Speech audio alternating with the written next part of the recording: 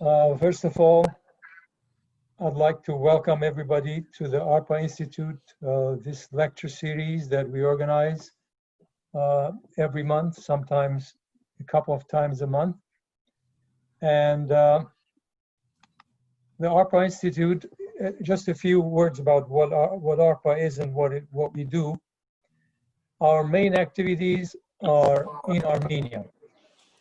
We have actually started working in Armenia since 1992. That's when ARPA was established.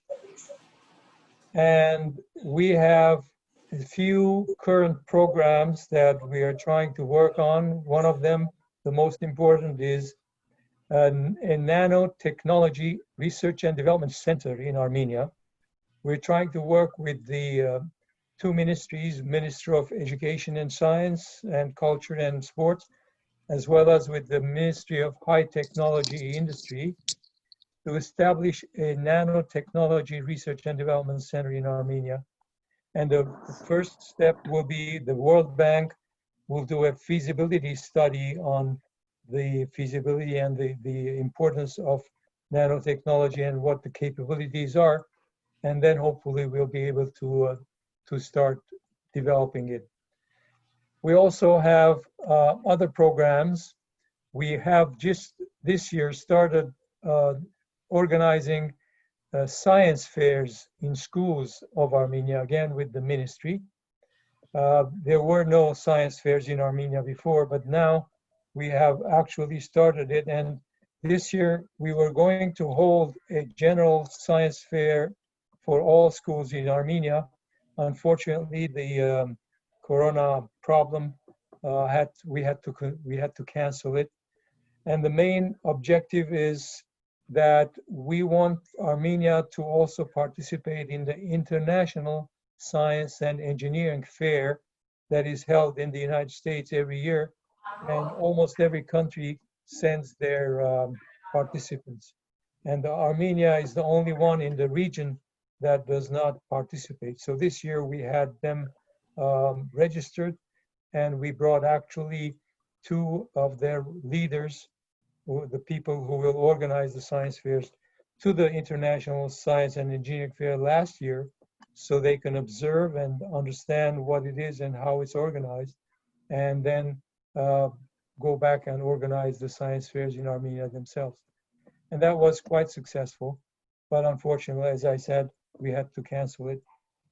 Now, the third important project that we have is an invention competition for young scientists in Armenia.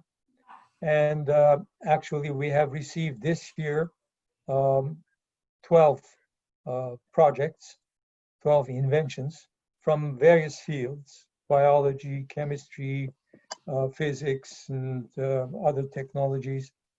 And the way we organize it is we send all these inventions to experts, and we have to at least each invention has to be evaluated by at least 3 different experts, and then we determine the best of the inventions, and we award the best. The first place is $2,000, the second place is $1,000, third place is $600, and the fourth place is $400. And some of these projects are really very innovative. We also work with the various institutes in Armenia.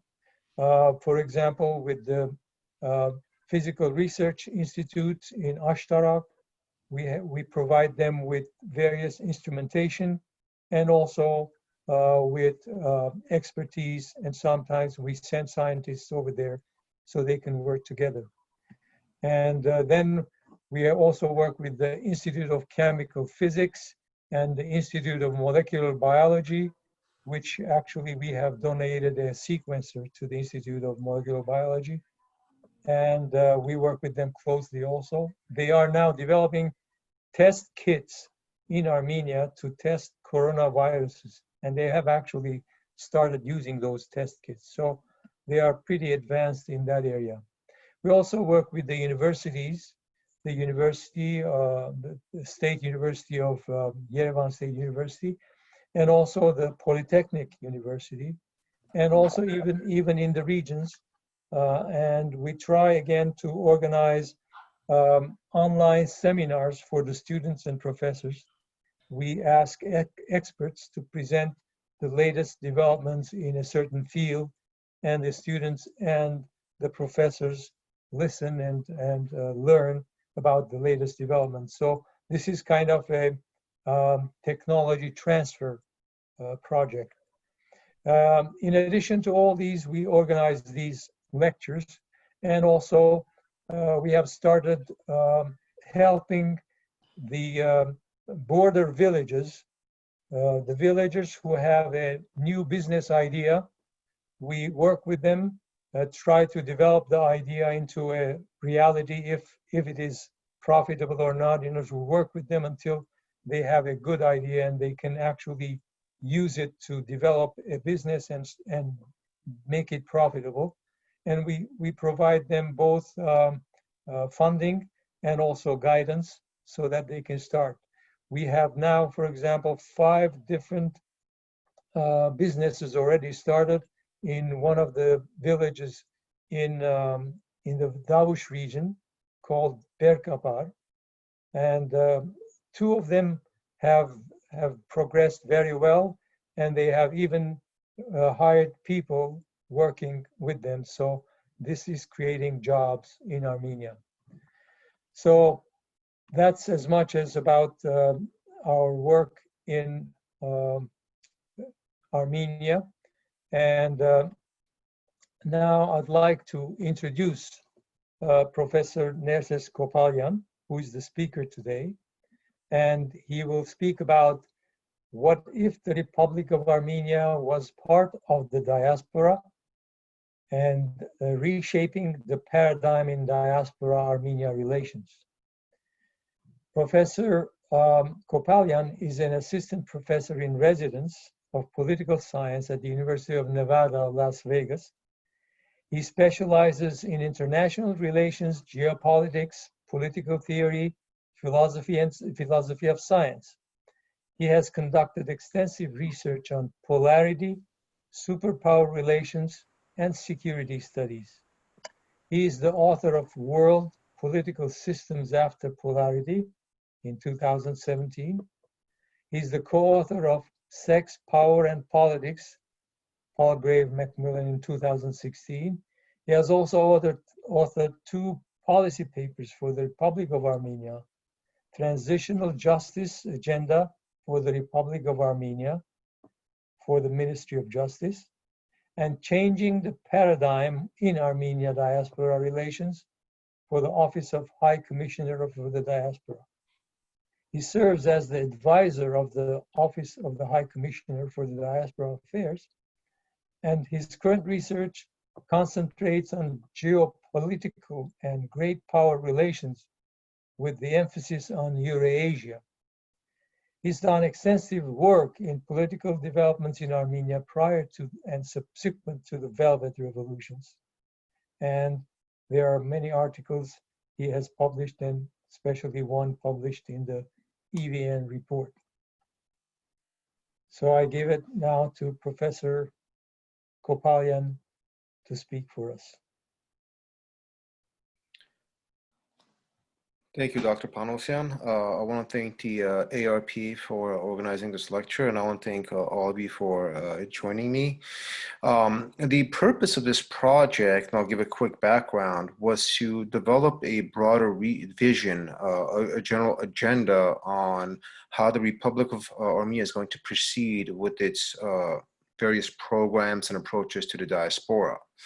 And so the idea was initially discussed with Sara Anjargolian, who's the Chief of Staff for the Office of High Commissioner, and then Marie Titizian, the Editor-in-Chief of EVM Report, proposed sort of undertaking this project. And we kind of came together, and I decided to undertake the research and write up the policy paper for the Office of High Commissioner. So it's kind of the general background of how this project came about. I have a slideshow. We'll proceed with the slideshow. I'll address all the main components of the policy paper, and then I'll be happy to take any questions that who may have proceeding. So in general terms, we're basically considering a new paradigmatic shift in Armenia-Diaspora relations. And so we're posing a question, what if the Republic of Armenia actually became part of the diaspora? And this question may seem a little odd at this point, but as we proceed with the discourse, we realize that the Republic of Armenia has actually been fairly absent from the diaspora. And so we're attempting to reshape the paradigm. Now, overarchingly, when kind of looking at these developments, one component I want to consider is why this has been the case, right? When we consider the diasporan notion of self-identity, right?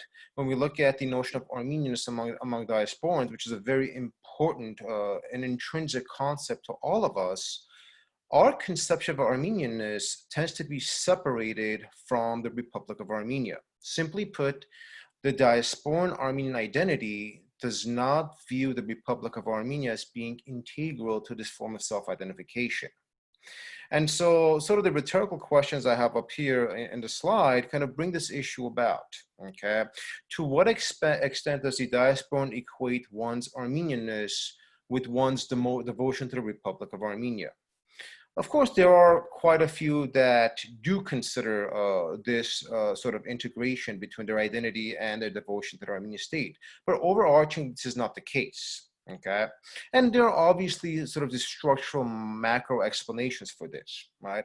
One obviously is the Soviet legacy. When the Armenian diaspora was to a large extent developing after the Armenian genocide, we had a stateless diaspora developing throughout the world. To connect to a homeland, right, to an origin state at this point was impossible because Armenia was absorbed into the Soviet Union. So you had the Soviet legacy, which disconnected the diasporan from their homeland, and then you had this whole diaspora being institutionalized and developed throughout the world that was stateless. So these two kind of historical developments led to a disconnect in interests. What the interests of the diaspora are and what the interests of the post-independence, post-1991 Armenian Republic are, tend to be fairly disconnected. And so the broader paradigmatic shift that's being proposed here, the vision that is being suggested is we need to have more of a state-centric approach. We need to bring the Armenian state back into Armenia-Diaspora relations. And so we see that the relative absence of the Armenian state from institution and transnational infrastructure building has actually curtailed the potential of the Armenian state from tapping into the vast resources of its diaspora. Now understand that this at the same time has really complicated the diaspora's desire of assisting and advancing the interests of the Armenian state. There have been various, of course, approaches and a lot of work being done. But as we're going to see, a lot of this has been done in an ad hoc fashion. The process is institutionalized and it is not systemic. So the argument is that if we have a state-centered development of diaspora-Armenian relations, this will allow us to resolve two important problems or broad problems that we're observing right now. As you see on the slide, the first problem is basically structural and institutional, and the second problem is mostly ideational and transnational.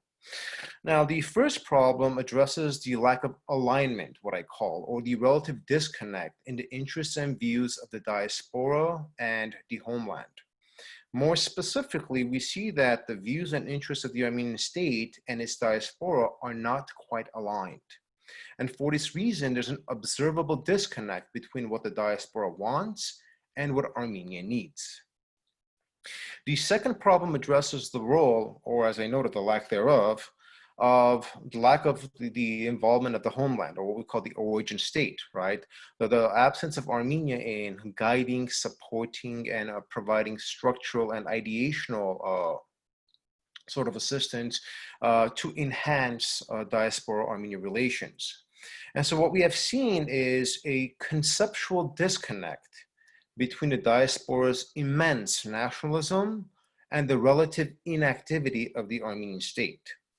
And this disconnect has produced two diverging paradigms for the Armenian nation: the nationalism of the diaspora and the relative patriotism of Armenia. And so this reigning discrepancy, right, between the diaspora's devotion to Armenianness and the Republic of Armenia's vision for the broader Armenian world has basically created two distinct paradigms. Diaspora is nationalistic, while Armenia is patriotic. Now, there are obviously differences, right? I don't want to get too political sciencey in assessing this, but we know that nationalism is basically loyalty and devotion to a nation. In this case, the broader Armenian nation. Patriotism is a little different than nationalism. It is not abstract. It is pragmatic and concrete. It is devotion to a state or a country. Thus, in our case, patriotism pertains to devotion to the Republic of Armenia.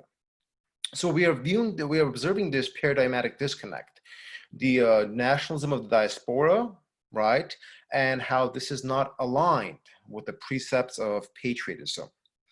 And so what we're seeing, in a sort of, to put this a little more differently, right, the Armenian state, to a large extent, is excluded from the diaspora's notion of nationalism. Okay, we know that this nationalism is defined by historical legacy, culture, language, and all those aspects. But the Armenian state has not been a very big part of this. And we address why that is, right? The Soviet legacy and the historical development, so on and so forth. But at this stage, this is an issue that needs to be addressed.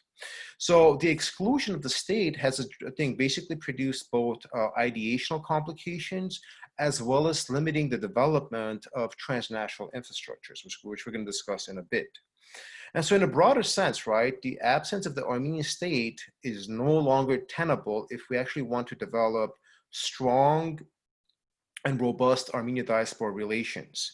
This is why the discourse being proposed right now is why the relationship has to be reconfigured into a state-centric model. Now, as we've seen, nation states that encompass large diasporas are faced with the wider responsibility of accounting for two types of members: their citizens that live within their territory and members of the broader nation that reside in the diaspora. Now, in the Armenian case, of course, legally speaking, an Armenian is one who is a citizen of the Republic of Armenia. However, at the same time, a Diasporan Armenian is equally qualified as an Armenian as well, even though they do not live in the legal boundaries of the state. So states with diasporas are required to formulate legal, institutional, and infrastructural mechanisms to accommodate these two types of members, citizens and diasporans. And so the responsibilities that are incumbent upon the homeland stipulate homeland-diaspora relations to actually be based on state-centrism. And so it is in this context that the homeland, or the origin state, serves as the foundation upon which legal and bureaucratic institutions are built in accommodating and advancing the interests of the broader nation, both the diaspora and the republic as well. And as we all know, right, because a diaspora is a stateless entity, it must rely on a state in order to be able to develop institutions and structures that strengthen and reinforce homeland-diaspora relations. Now, from the lens of institution building, regardless of a diaspora's strength, resource, and organizational efficiency, the diaspora simply cannot function as a state or develop the infrastructure that states do. So within this context, diaspora-homeland relations must be defined through state-centrism. The origin state must develop, in conjunction with its diaspora, legal and bureaucratic structures based within the homeland. And off of this, they must also develop transnational infrastructures that connect, collaborate, and govern diaspora-homeland relations. And so when we look at the specific case of the Armenian state, right, there's a serious shortcoming in its relationship with this diaspora. Armenia-Diaspora relations, for the longest time, have not been so much defined by and driven by institutional and state-sponsored infrastructural relations. Rather, we have seen these ad hoc, inconsistent interactions, where I would say 90% of the burden has been placed upon the diaspora. And so why has this been the case, right? Why must diaspora consistently bear the burden of worrying about the relationship? Why has the Armenian state for the longest time been relatively negligent in embracing and growing this relationship and strengthening transnational infrastructures? Well, you know, most of us kind of know the answer to this, right? Beginning from independence until the Velvet Revolution 2018, the Armenian state for the largest part simply has failed its diaspora.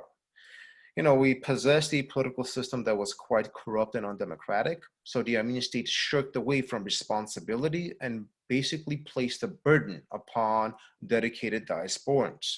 At the same time, we saw continuous successive Armenian governments displaying a general misunderstanding of the diaspora.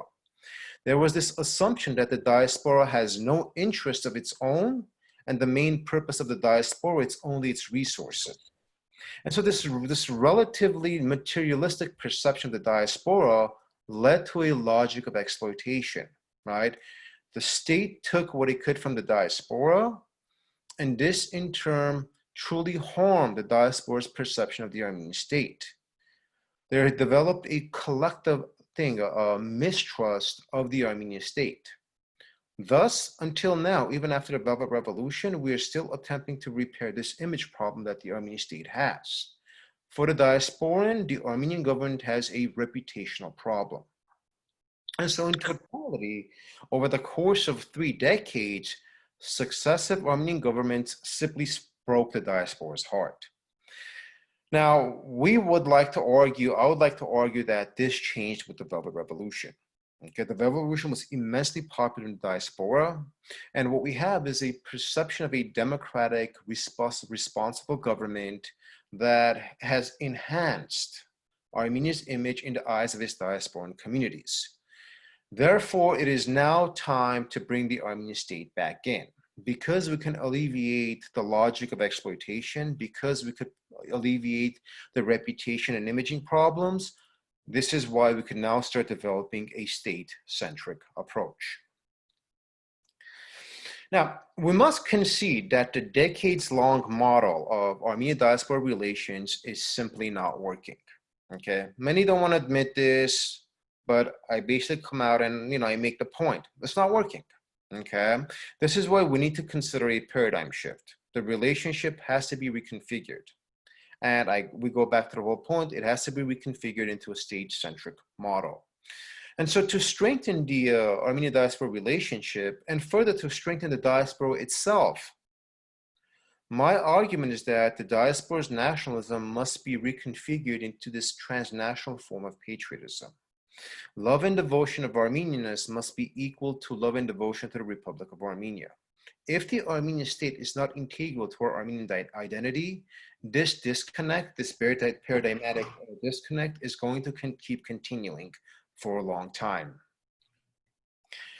Well, this is precisely, right, a lot of diasporan scholars have observed this, and as a political scientist also kind of observe these patterns and sort of structural developments.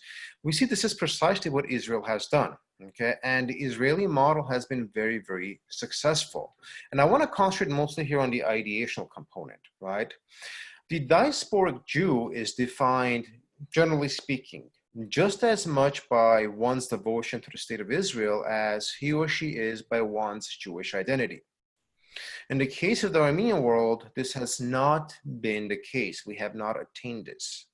The Armenian diasporan is not defined to the same extent by one's devotion to the Republic of Armenia as they are to their Armenian identity, okay? So for many, the Republic of Armenia is either a secondary priority or an externality.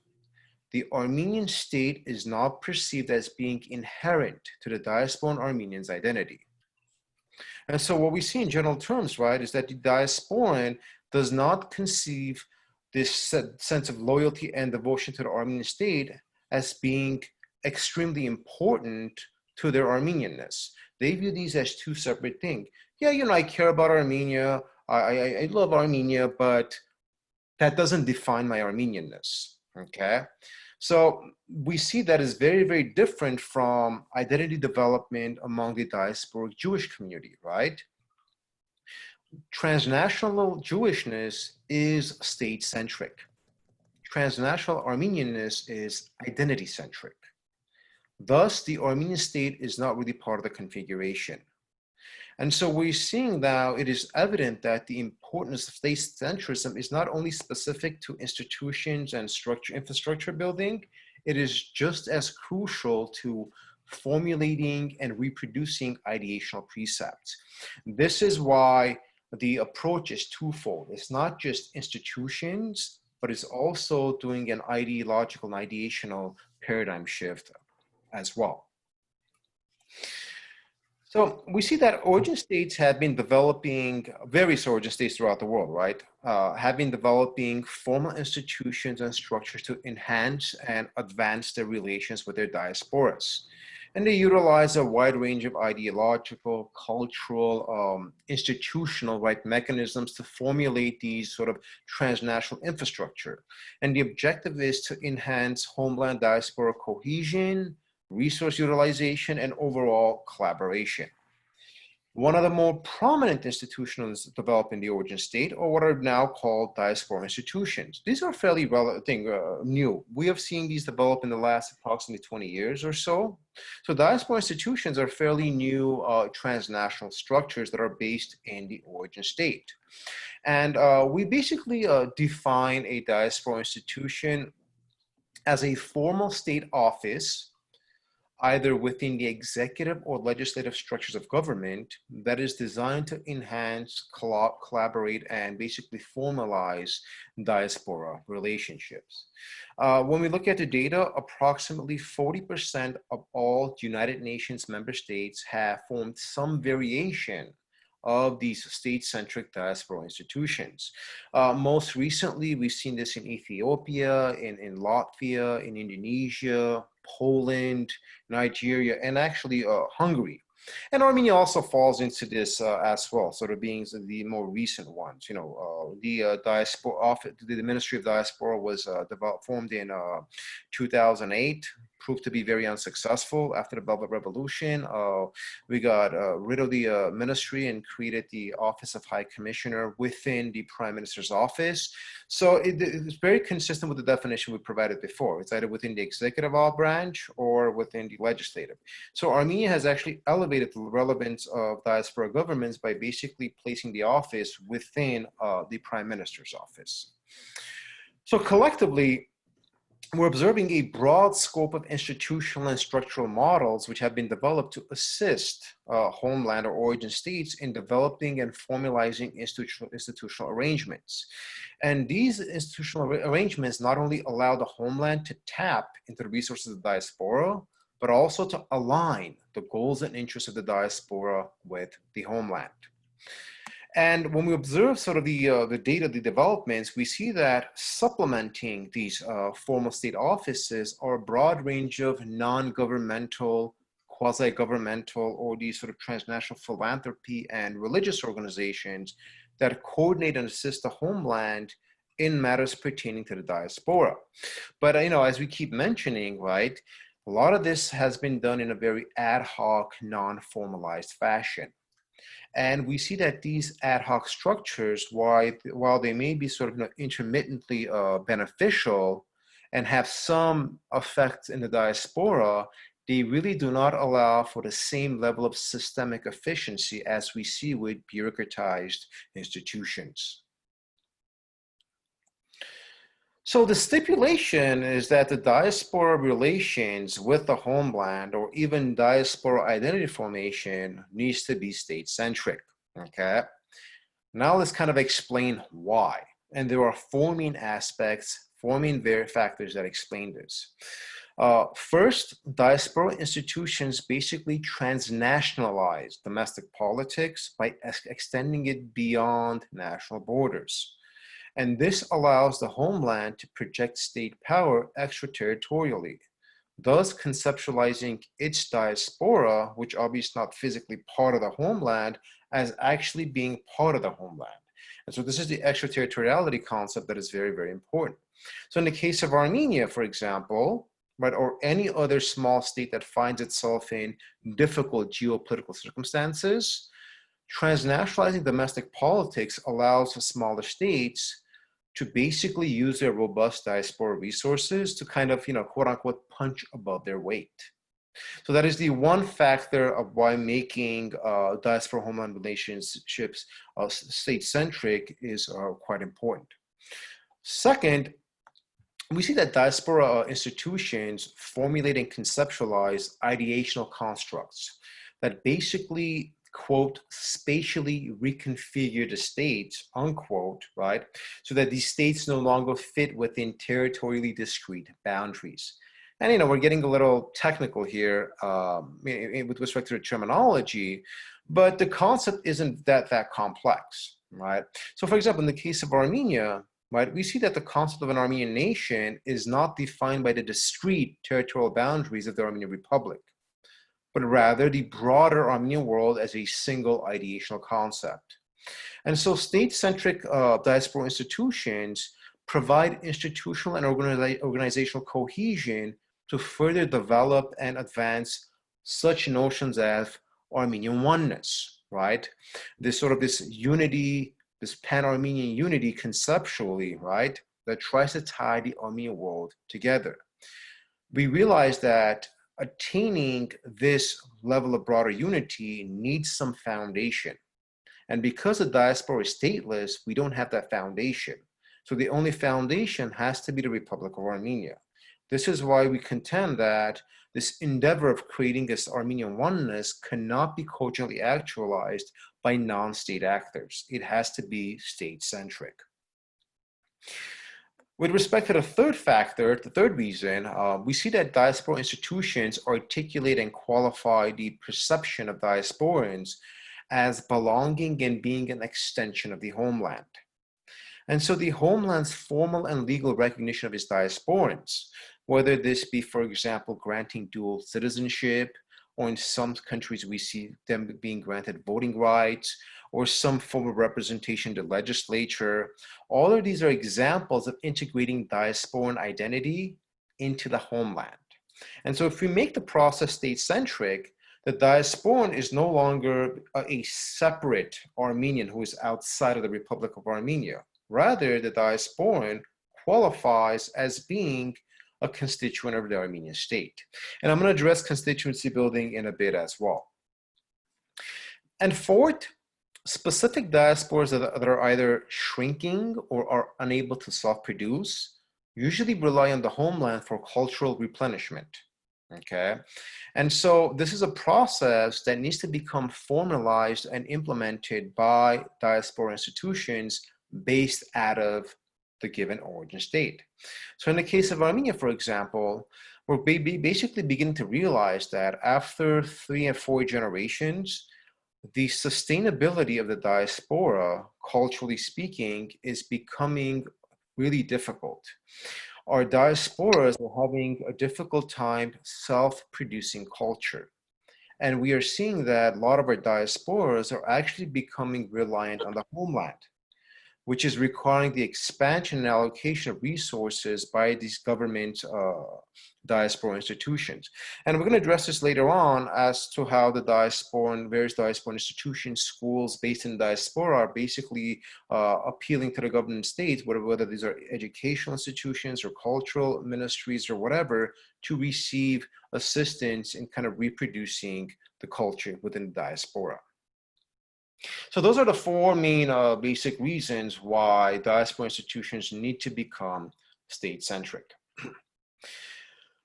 So overarchingly, diaspora institutions are basically categorized into 3 broad spheres. And this is, these spheres are fairly common in diaspora studies. The strategic relations are quite extensive. Cultural relations have also been well developed in the studies. Governance structures is kind of what I interject and I refine to better help us develop a broader vision of how the Armenian state needs to reach out and basically strengthen Armenia-Diaspora relations. And I'm going to address each of these 3 spheres separately. So the sphere of strategic relations basically entails the organized and concerted efforts of the origin state to utilize the vast resources of its diaspora. But this is done in a calculated manner. And the objective is to enhance and advance the interests of the homeland. And so strategic relations are basically pragmatic, they're resource-driven, and they're fundamentally hinged on tangible and quantifiable outcomes. Another term used for strategic relations is the notion of tapping, where you tap into the resources of your diaspora. And the underlying assumption, of course, is that the homeland endeavors to use and rely the vast resources of this diaspora by basically tapping into such resources. Most diasporans understand Armenian diaspora relations to this model. They think that everything is based on tapping, which is understandable. But we're going to see that's exactly not the case. There are obviously more variables to this. And so general methods of tapping include diasporan investment, financial remittances, philanthropy, which is going on for a long time, and a concept that's called roots tourism, which is basically, those who are trying to get back in touch with their ethnic roots, Armenians traveling back to Armenia, and thus contributing to the economy and tourism there. So this is basically one of the broader spheres of strategic relations. Now, traditionally speaking, as far as Armenia has been concerned, they've had three main techniques, if you will, of strategic relations. The Armenian government from 1991 until 2008 has basically utilized three types of tapping. These have been basically tapping into economic resources, more recently tapping into human capital, and third, tapping into the diaspora's very large and powerful lobbying and political resources. And so from the strategic lens of the Armenian state, tapping into its diaspora's economic resources has been crucial to the sustenance of Armenia's economy. And the Armenian state, since 1991, has relied on direct foreign investment, remittances, a lot of philanthropy, and the last about 7 to 10 years, roots tourism. With respect to tapping into the diaspora's immense human capital, this is basically a fairly new development. We've seen this happen in the last, I want to say, 7 to 10 years as well. And this is an important part of the Armenian state's strategic outlook in its relations with the diaspora. We consider the high proportion of Diasporan Armenian professionals in the economies of the developed world, okay? And statistically speaking, that proportion is fairly high. And so the logic is that by tapping into such human capital, this could contribute to sector growth and knowledge accumulation within Armenia. So the underlying objective is to cultivate professional and scientific networks to transfer expertise, technical knowledge, and scientific research back to the homeland itself. And so the argument here is that the cost efficiency of relying on the diaspora's human capital is exponentially greater than attempting to develop domestic research and development programs from scratch. Okay, never mind the fact that Armenia doesn't have those resources, right? But even if it did, from a cost-benefit perspective, it makes more sense to tap into the vast human capital that we have in a diaspora. Tied with this is another important issue that we are attempting to alleviate, and that is the problem of a brain drain, right? Ever since Armenia's independence, we've seen basically the outflow of Armenia's intelligentsia. And so the objective of tapping into the diaspora's human capital is to initiate a reverse brain drain by basically inducing the inflow of highly educated professional experts back to Armenia.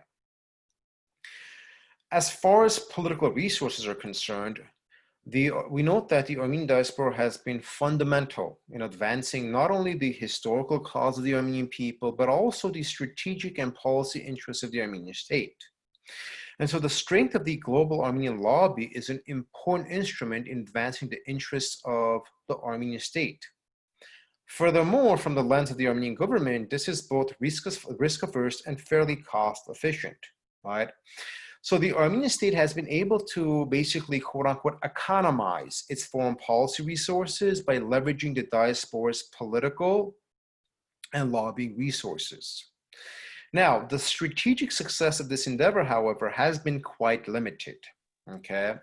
The Armenian state's scope of activism as far as coordinating, providing resources, or even supporting the diasporan lobbying structures has been less than minimal, okay? So I will note that for the longest time, the Armenian state has been fairly negligible. And this is a problem because the Armenian global lobby is actually very, very effective and powerful, okay? So the Armenian lobby throughout the world is perhaps the least tapped sphere with respect to diaspora resource extraction. And so we see, we like to bring examples of the Israeli Jewish lobby or the Hellenic Greek lobby. Well, the Armenian lobby is just as powerful, okay? But the difference is the Armenian lobby has been left to its own devices. Fundamentally, it has relied on the support of diaspora communities, okay? The Republic of Armenia for the longest time has been pretty absent from this process. And so what we have seen is that the diaspora communities have basically carried the burden to both help the diaspora and also to a large extent advance the interests of the Armenian state, while the Armenian state has been fairly absent, okay? Now this has produced a very, very interesting outcome, okay? Whereas, we look at the Israeli or Jewish lobby, right? They tend to be state-centric, advancing the interests of Israel. The Armenian lobby has become more diaspora-centric, and this is understandable. Okay, even though they have gone over and beyond in attempting to be Armenia-centric, they've been fairly limited because there has really been very limited, it has not been much support that they have seen from the Armenian government, okay? And so this is a collective problem that we're attempting to solve. So imagine if this approach was state-centric. Imagine if the Armenian state coordinated, provided resources, and basically collaborated with the broader global Armenian lobby. There's a lot of resources there that could really strengthen both the diaspora and Armenia itself. Now we address the second sphere, which pertain to cultural relations. The sphere of cultural relations basically entails the sort of the broad and specific civilizational precepts that kind of give coherence to the concept of an Armenian nation. In this context, cultural relations fundamentally deal with historical, educational, identity, right? Artistic, intellectual, basically all these variables that we consider to be part of culture that encapsulate Armenianness. Okay. Now, cultural relations between the Armenian state and its diaspora remain the foundational bedrock upon which strategic relations are based. Okay. Cultural relations are basically what keeps the diaspora going back and helping the Republic of Armenia. Okay, this is why the Armenian state considers this to be the foundational bedrock. Now, the way cultural relations have developed, however, is quite interesting. The Armenian state, the origin state, does not tap into cultural relations. It's actually the inverse. It is the diaspora that taps into the homeland for cultural, linguistic, educational, and artistic replenishment. Okay. Now, considering the fact that the diaspora has been fairly limited and in some cases unable to self-reproduce culture, the diaspora taps into the homeland to sustain and qualify its identity of Armenianness. And so cultural relations, in a sense, are extremely important to the homeland because this serves as the ideological framework upon which the Armenian state is able to utilize and rely on the strategic relationship with this diaspora. Now, I will note that while the Armenian state institutions have been relatively more active in the cultural sphere, still, the scope of engagement could clearly benefit from a better designed structure and one that better accommodates systemically the demands and requests of the diaspora. And so in sort of a broader sense, right, this relationship is not cogently institutionalized, okay? What you see are a set of ad hoc relationships. Now, state institutions have been quite supportive of these cultural endeavors. Whether we're talking about, the educational ministry or the cultural ministry, they have worked with the diaspora quite a bit. This is why I kind of know that they've been more active in the sphere. But we still don't have formal transnational infrastructures that are designed, that are institutional arrangements that systemically and continuously support and guide these cultural relations. And so this is why we have to go back to a state-centric model and develop these relationships based out of the Republic of Armenia that comes and serves, mutually benefits the diaspora as well. There have been several, there's a bit of empirical data, some research outcomes that basically demonstrate how well-developed state-centric diaspora institutions can actually play a crucial role in enhancing cultural relations. And these could further re-entrench diaspora interest in the homeland. And by enhancing cultural relations, right, we're basically talking about embracing the cultural model, where the origin state, the homeland, embraces diasporans through cultural affinity and offers diasporans opportunities to contribute or partake in nation building. And so these embracing the cultural models seek to both make repatriation more conducive to the diaspora, also tell the diaspora that this affinity that we have that is based on our culture, hence embracing the culture, is fundamental in growing the bridge between homeland and the diaspora. And so fundamentally, right, the embracing the cultural model basically offers the diaspora cultural capital. Okay, the diaspora has economic and human capital, right? And it has political capital, but it does not have much cultural capital. Whereas the Republic of Armenia doesn't have much economic capital.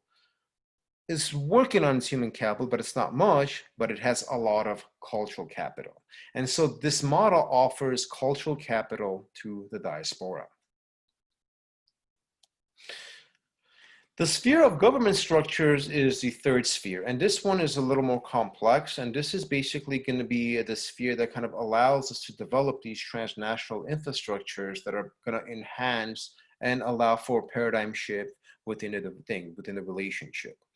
The sphere of government structures basically pertains to a set of institutional arrangements and formalized infrastructures that facilitate, guide, and basically govern the economic, cultural, and political relationships between the homeland and the diaspora.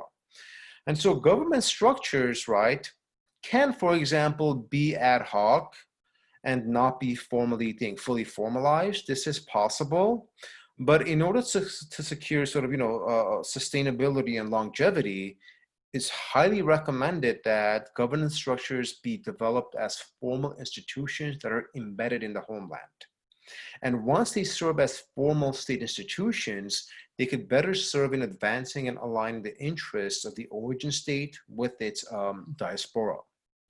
And so the formation of governance structures may take a multitude of forms, right? These could be sort of institutional arrangements that promote economic investments.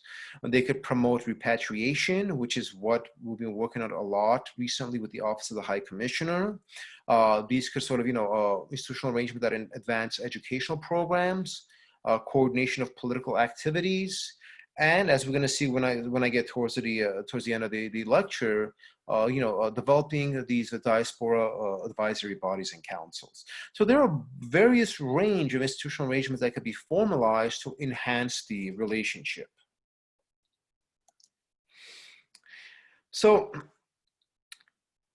sort of understanding these underlying theoretical and conceptual components of the proposed model, we see that diaspora governance is an exceptionally important concept because diasporas are no longer qualified as fixed social groups that simply reside in their given country, right? Rather, diasporas are now specifically recognized as being constituency building processes. And so we don't view the diaspora as being the citizen of another country. right, a fixed social group that lives in another country. That is not how the logic works. Rather, we view the diasporan as basically being a constituent of the Armenian Republic, or a potential constituent.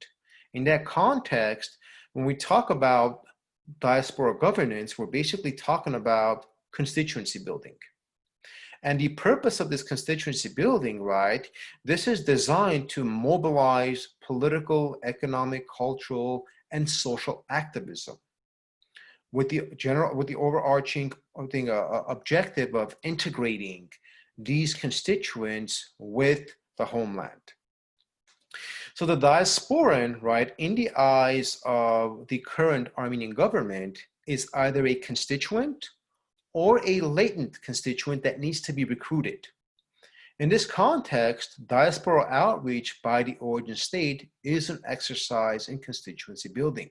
So this is no longer, hey, what can you do for us, diaspora? What can you give for us, right? We're changing the paradigm. Rather, the presented perception is that diasporan, you're a constituent of our state, right? We view you no differently. You're an Armenian is an Armenian. So let us build this constituency relationship and consider you to be a stakeholder in the Republic of Armenia. So this shift is very, very important in changing the culture, right? But also providing the foundations in developing diaspora governance. And further complementing constituency building is this notion of state-led transnationalism. And what this basically means is where we have domestic policies being developed and having resonance beyond the borders of the origin state. Thus, they affect diaspora populations as well as the citizens of Armenia as well. So we're now talking about developing this concept of transnationalism that addresses policy diffusion, not only within Armenia, but throughout the broader diaspora as well. So in the case of Armenia, right, we see that two observations stand out. First, constituency building within diaspora was done half-heartedly by the pre-Velvet Revolution government. Okay, we know this. There was very limited outreach. Most diasporans did not even feel or sense that they're being viewed as constituents of the state. Right? And we understand why. We've covered this, right?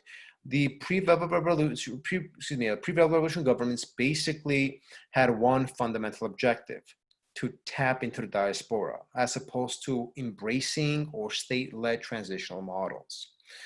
The post-Velvet Revolution government, however, has been very different. There's an attempt to actually reverse this process, and the government is actively attempting to engage in constituency building.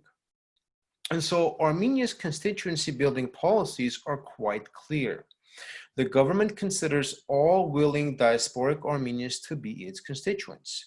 And we use the word willing because this is not a question of labeling and saying, oh, if you don't want to be a constituent, you're less of an Armenian, you're more of an Armenian. We're going to bypass those, accusatory discourse. That's right. There's no room kind of for that in our assessments. But fundamentally, if you're willing, the Armenian state would view you and will recruit you as a constituent.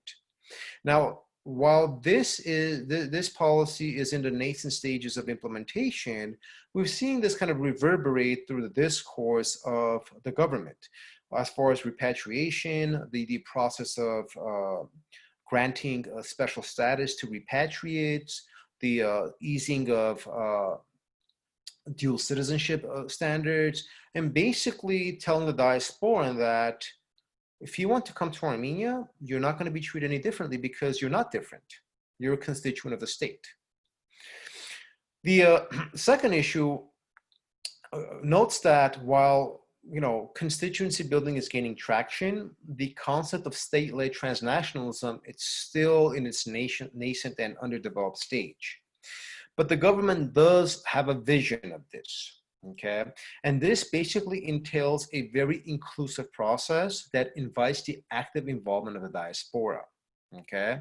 So the sort of a state-led transitional model that we have going forward has a vision of aligning the objectives, interests, and visions of the diaspora with the homeland, okay? This is not sort of, this is what Armenia wants, you need to conform. This is an inclusive process where it says, okay, let's sit down and align our interests, right? Work together to grow this thing, to enhance this thing. And so the objective is to give the diaspora agency. And the more agency the diaspora has, the better and more enhanced constituency building would be. And so in a broader sense, when we start talking about state-led transnationalism, we're talking about policy diffusion that creates a platform, okay? When we're not only talking about the interests of Armenia, we're also talking about the interests of the entire Armenian world. Now, perhaps the most difficult question pertaining to this concept of governance, and more specifically institutional effectiveness, is the one concerning enforcement, right? Usually in any state, if an institution passes a law, a policy, it is implemented by that state. The state has enforcement mechanisms. You don't have this with the diaspora, right? So the question is, how can the Armenian state, without the legal jurisdiction or enforcement powers in the diaspora, effectively govern and implement the policies of its diaspora governing structures? And this is a very, very legitimate question, right? Because the issue of governance and enforcement lies at the very heart of the debate, right? This lies at the heart of the debate regarding diaspora unity, and it lies at the very heart of, speaking of this sort of this transnational unity that we're all seeking. And so a great deal of discourse on this topic has been presented by a lot of pundits and diaspora leaders, right? And there's been this general frustration with the inability of the diaspora and the homeland for the last 30 years, this inability to formulate governing structures, okay? And we realize that. There's just this lack of potency and substance in the ad hoc institutions or structures that have been being formed. We know this, okay? This is why we say the model is no longer working. Now, let us assume that we develop and build these structures, okay? Right? Let us assume that we proceed with these projects. We still go back to this question that was just posed, right? How can the Armenian government enforce? How can the Armenian government make sure that these institutions are running right, okay? Because we have to accept the fact that the Armenian government neither can make nor demand anyone or any organization in the diaspora to do whatever such entity or individual refuses to do, okay, right?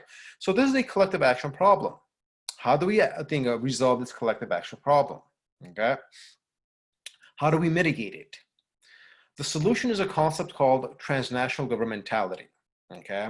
And we're going to see that this theory actually aligns quite well with the state-centric model and actually does support development of a broader Armenia-Diaspora transnational infrastructure.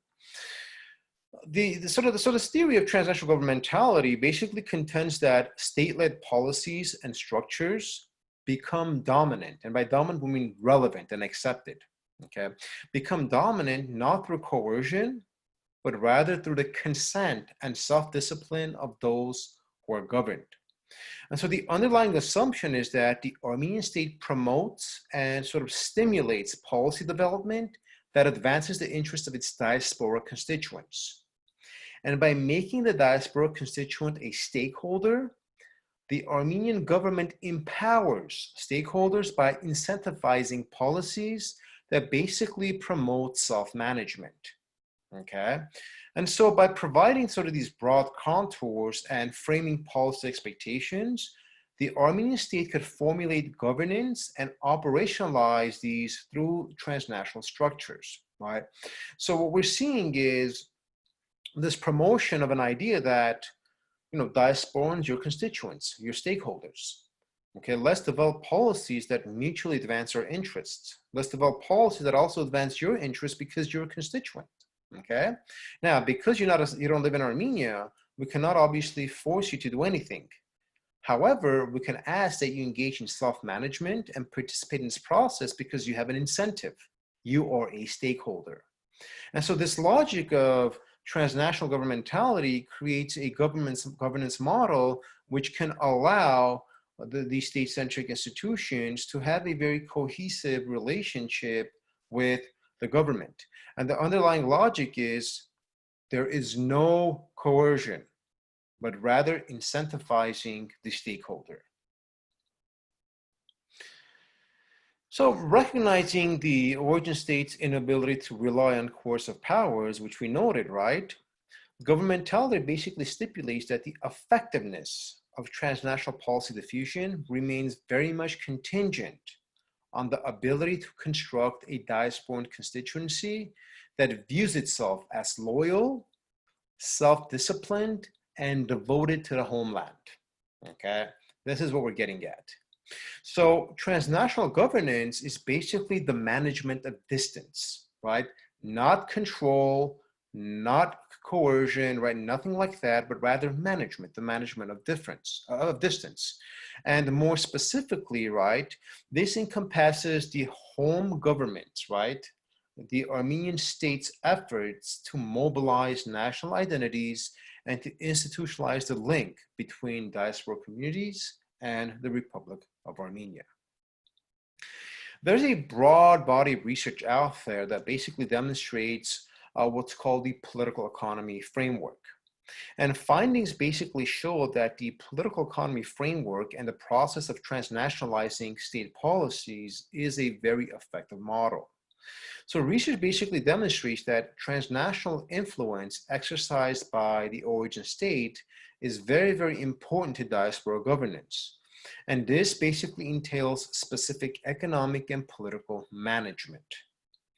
And so for this thing, proposal, for this sort of model to work, however, we basically have two important expectations. First, we're talking about the deterritorialization of the process and having more inclusion, which I'll explain in a second, okay? And second, we're talking about the relative liberal or democratizing nature of the given state, the origin state. This should be very straightforward to all of you, right? If the given state, right, is not democratic, if the given state does not have the image, the values that the diaspora embraces, no one's going to agree to be a constituent. No one's going to agree to self-manage. No one's going to agree to devote their resources to that state, right? So in order for trans-governmentality to work, right, the process, one, has to be inclusive, and two, the homeland must be a democratic or a heavily democratizing state, okay? And what we are seeing right now is, I go back to my initial assessment, considering that Armenia has been making headways in democratization, in domestic liberalization, in embracing democratic values, and we're seeing that the government has basically reached out to deterritorialize and be more inclusive with this diaspora. It seems that the capacity of the post-Velvet Revolution regime to undertake transnational government has actually become quite robust. This is why the proposed model appears to be consistent with the realities that we are seeing on the ground.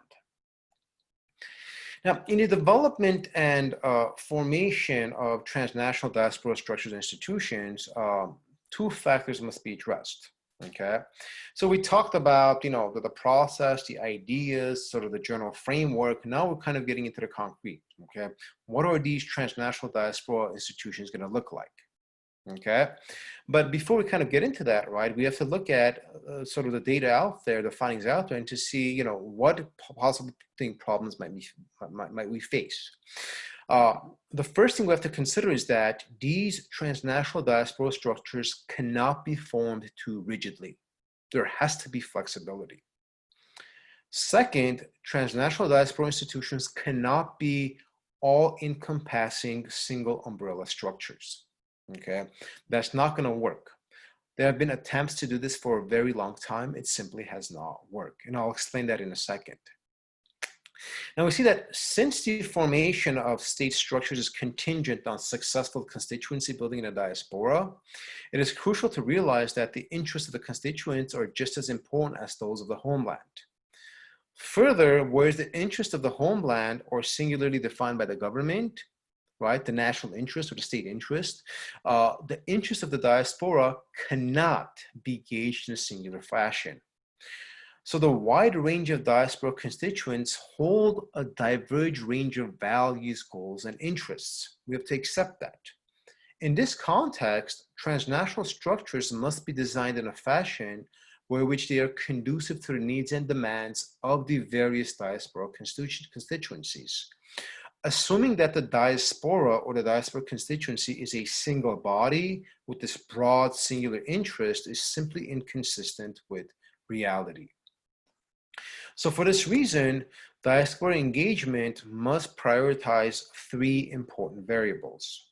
First, the aligning of the interests of the diaspora constituents with that of the homeland. So note that we are only talking about the diasporan as a constituent. Second, recognizing and accommodating the diverse inter-diaspora interests. When we spoke of the previous government's misunderstanding the diaspora, this was one of the issues. They thought that the diasporan is this single body of basically, Armenia-loving people. They don't have diverse interests. They don't have nuanced concerns. It's this single body of, nationalistic Armenians. But obviously that is a very simplified and misunderstood perception of the diaspora. This is why it's crucial that we recognize and accommodate the diverse interests of the diaspora. And three, I'm talking about formulating transnational structures that are conducive to both achieving this alignment as well as giving the diaspora constituency agency. Okay, so we're talking about inclusiveness, we're talking about collaboration, and at some level, we're talking about shared governance, okay, of these transnational diaspora institutions. Now, why are we talking about the problems that we've had? Okay, why are we talking about, the model of the last 30 years not working? Because this is evident to almost everybody. Okay, when we look at, policymakers, pundits, diaspora experts, diaspora organizations, and sort of all the stakeholders that we have in diaspora, right? The phenomenon of pan-Armenianism is primarily an abstract ideational umbrella, okay? We believe in this idea, but the actualization of pan-Armenianism into a single, wide-ranging structure has simply been untenable. Okay, it's inconsistent with reality because it ignores all the diversity that I just addressed. Okay, so to put this more bluntly, there simply is no empirical evidence to support the proposition of a single pan-Armenian structure. It's not going to work. It's not going to be possible. In this context, the most effective and efficient transnational diaspora institution that may be structured for Armenia-Diaspora relations are what are called quasi-governmental institutions. Research demonstrates that origin states that have to coordinate and serve a large and diverse diaspora constituency are better off developing and utilizing quasi-governmental institutions. What are these? So quasi-governmental institutions are basically state-centric structures that incorporate into their decision-making and policy formulation various other non-governmental bodies. And these non-governmental bodies range from diaspora councils to professional institutions to your traditional diaspora organizations, okay? Again, the process is relatively inclusive. So quasi-governmental institutions are basically designed to be compatible with transnational governmentality.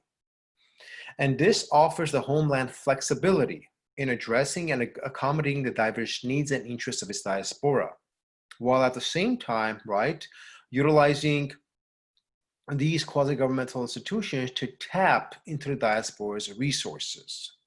And so we're seeing a mutually beneficial structure that's very inclusive and has the input of both the interests of the state as well as the interests of the diaspora constituent. When we look at the broader research out there, successive quasi-governmental institutions are pretty evident, okay? And various countries have had quite successful models. We see that South Korea's overseas foundation has been very, very successful. Mexico's Consultative Council and Institute for Mexicans Abroad, which there's very large presence of that in the United States that I've also dealt with. They've been quite successful. Peru's Advisory Council has been quite successful. And of course, the very prominent Israel's Jewish Agency, which has been extremely successful. Right? Now, when we look at these quasi-governmental organizations, we see two things. One, we see that they serve diasporas that range from 1 to 11 million constituents, very consistent with the configurations of the Armenian diaspora. Second, we see that the diasporan communities of these nations are dispersed throughout the world, very much like Armenia's diaspora. Further, they tend to have diverse interests, subcultures, and demands and objectives, very consistent with the complexities found within the Armenian diaspora itself. So when we look at sort of, the way these quasi-governmental organizations within the origin state have been developed and how well they have served and worked with their diasporas, these serve as very sort of, sustainable and tenable alternatives for Armenia to use. Now, the type of quasi-governmental transnational institution that I proposed, that has been proposed in the model and that the Office of High Commissioner has been working on developing, and we've attempted to kind of do a pilot with the COVID situation we have in Armenia, is what I call Diaspora Advisory Councils. Okay, and the objective or purpose of a Diaspora Advisory Council are basically fourfold. First, a Diaspora Advisory Council basically gives the diaspora constituents agency by offering a mechanism through which the diaspora can have policy input and affect change. Second, advisory councils allow for transnational governance by establishing terms and conditions of advisory councils, right? This is a shared governance model. Three, these sort of councils increase the efficiency and efficacy of diaspora's resources by including the diaspora in the decision-making process. So again, we're going back to inclusion, shared governance, and agency. And four, advisory councils can align the goals and interests of the diaspora, right, with the homeland by collaborating and synchronizing policies, goals, and objectives. So overarchingly, these recommended diaspora advisory councils will not simply be formed through traditional diaspora organizations. Rather, advisory councils are much more nuanced and expert-oriented. So the objective is the formation of a set of advisory councils designed thematically and according to areas of expertise in diverse range of sectors. Some of the examples that I have up here include things like Advisory Council of Engineers, right? Where experts in the diaspora serve on this council to consult the Armenian government, to develop policies for the Armenian government, right? To affect change in their area of expertise. Or a council of healthcare professionals, right? We know how problematic Armenia's healthcare system is, right? An advisory council of diasporan experts on this subject could advise the government, develop government policies, change the laws of Armenia, and thus create a better healthcare system for Armenia, so on and so forth. And I even have one on advisory council of legal experts, okay? We've seen that every time the Armenian state has any issues, or any time the Armenian judiciary has any issues, they constantly appeal to European bodies, whether it's the European Commission, or whether it's the Venice Commission, or the European Court of Human Rights, okay? And they appeal to them for advice, all right? And so this kind of posed the question, why don't we have sufficient legal expertise in our own country where our own experts or those in our own Supreme Court or Supreme Court justices are seeking advice from outside experts on laws that pertain to their own country? So having sort of these, advisory council of legal international experts could alleviate a lot of these problems where Armenia isn't constantly appealing to international bodies, but rather relying on the expertise of its diaspora. And so, as you can see, right, these examples that I have are wide-ranging. And this kind of falls into tapping into our thing, diaspora's human capital, but it's not simple tapping because we're giving the diasporan constituent agency, we're giving them shared governance, and we're basically telling them, listen, affect change in Armenia. Here's an opportunity. This is why I refer to these advisory councils, right, which are comprised of qualified experts as basically epistemic communities. Okay, and what we mean by this is that they function as epistemic communities in a very voluntary yet formalized fashion in service to the Republic of Armenia. And, you know, those who are familiar with the concept, right, epistemic communities basically de-emphasize their own status as actors, and they rather invoke their authority as experts in shaping the strategies of state actors.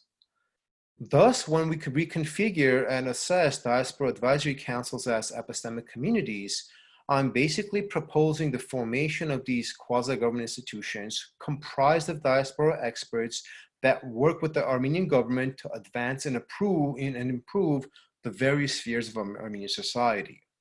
And this in turn, right, gives a diaspora agency, gives a diaspora influence, and it allows the diaspora's experts and professionals a formal and a state-centric process of affecting change in the homeland. Thank you. So that was basically, you know, a general summary with some nuanced assessments of the proposed paradigm shift. And I'll be happy to take any further questions or discussions as we proceed.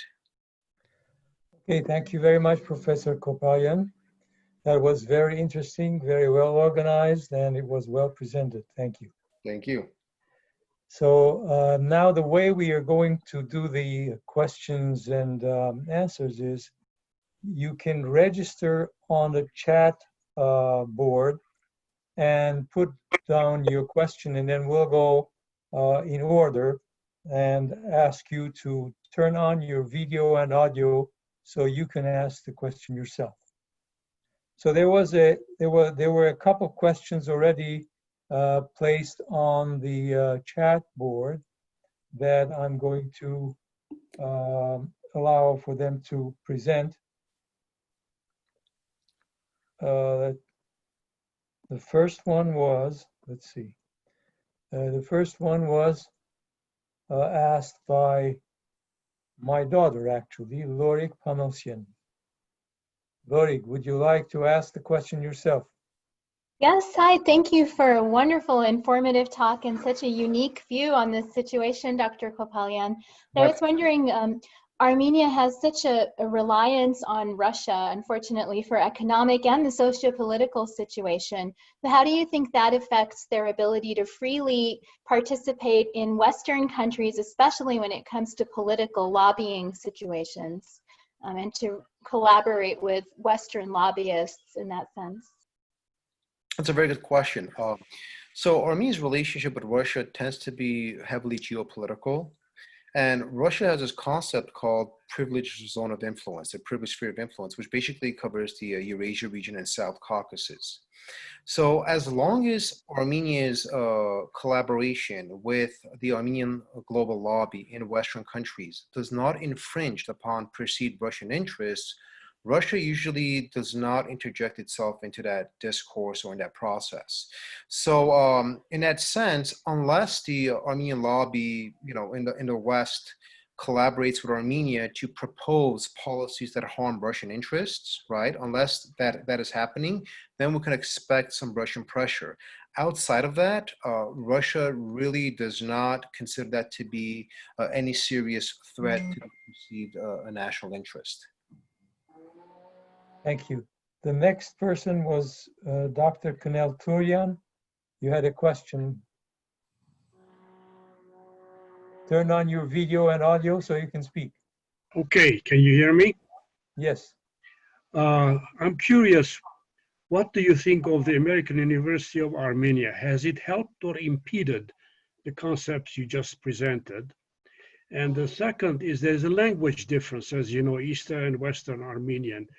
how much of a impediment do you think that would be to see your excellent, your proposals are fabulous, very inclusive, but there are minor issues like this. Any comments? Thank you. With respect to AUA, I don't have sufficient input on how AUA in general has proceeded on these issues, but sort of the cursory knowledge I have, the AUA has advanced a very pro-Western model as far as education, value system, so on and so forth. So the ethics of shared governance, the ethics of constituency building, sort of the ethics of democratic values, I would say have been promoted in the culture of the AUA. So the students that they've produced can be conducive in being very helpful to these transnational institutions we're talking about. Whether there's an underlying current that could possibly impede this, that is outside of my knowledge. I couldn't comment on that. But as far as the education curriculum is concerned with of the AUA, I think they will be very strong partners in promoting these forms of projects.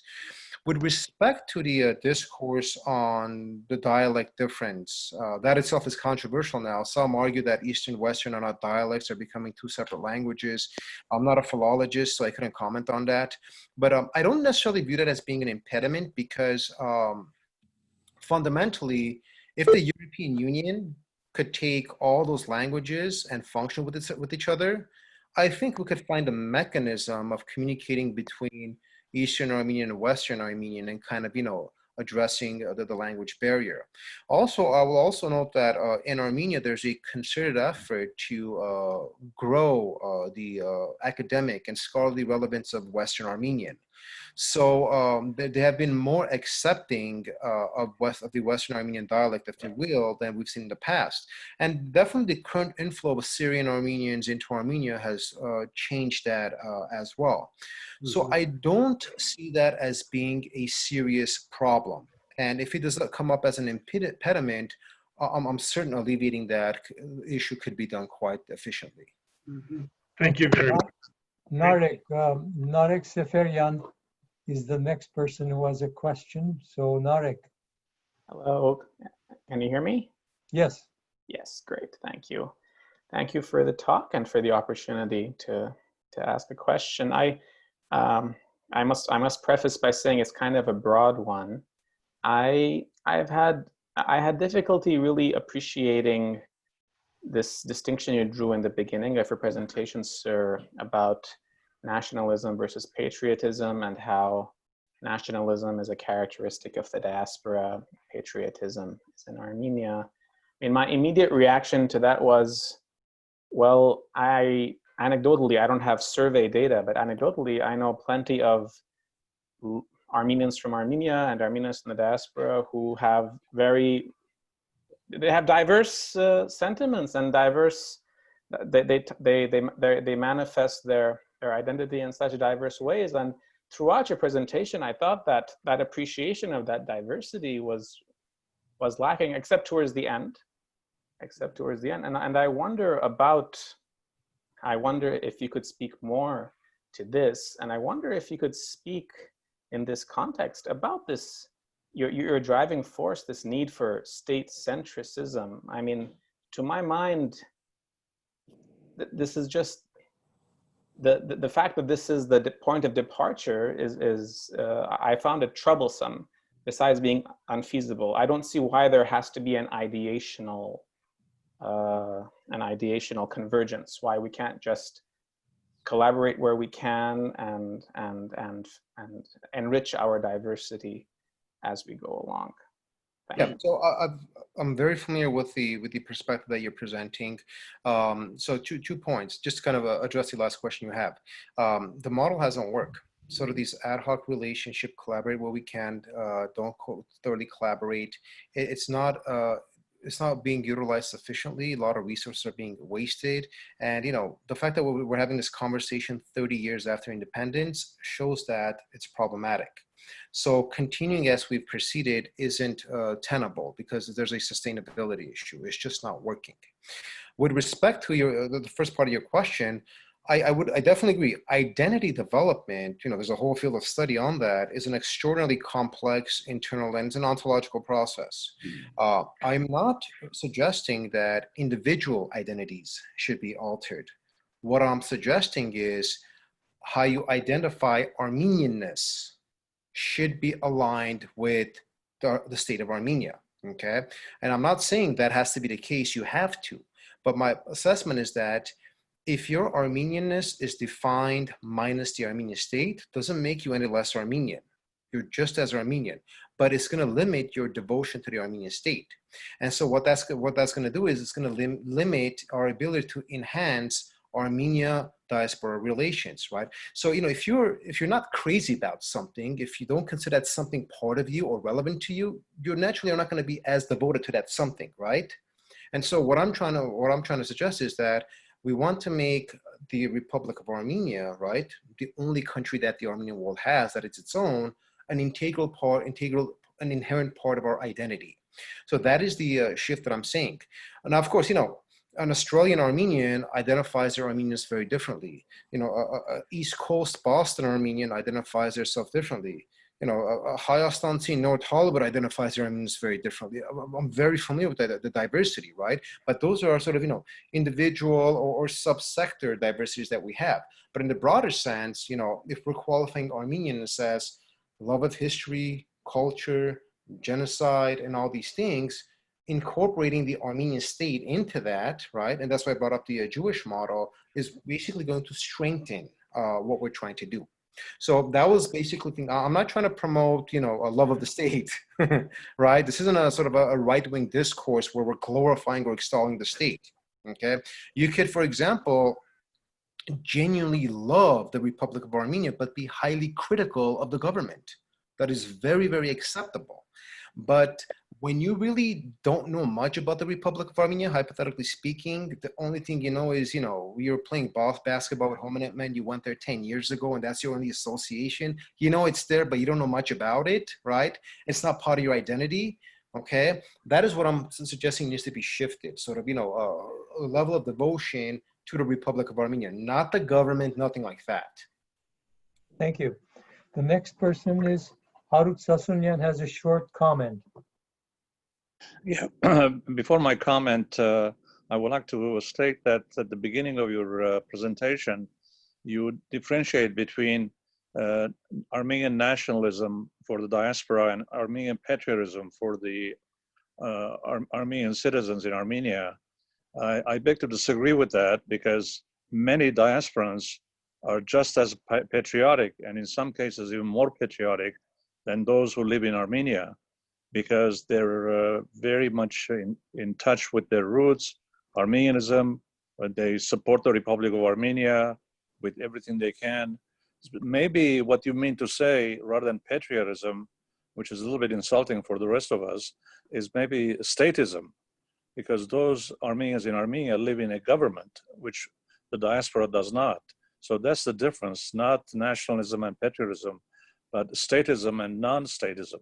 Anyway, let me come back to my question about pan-Armenian structure.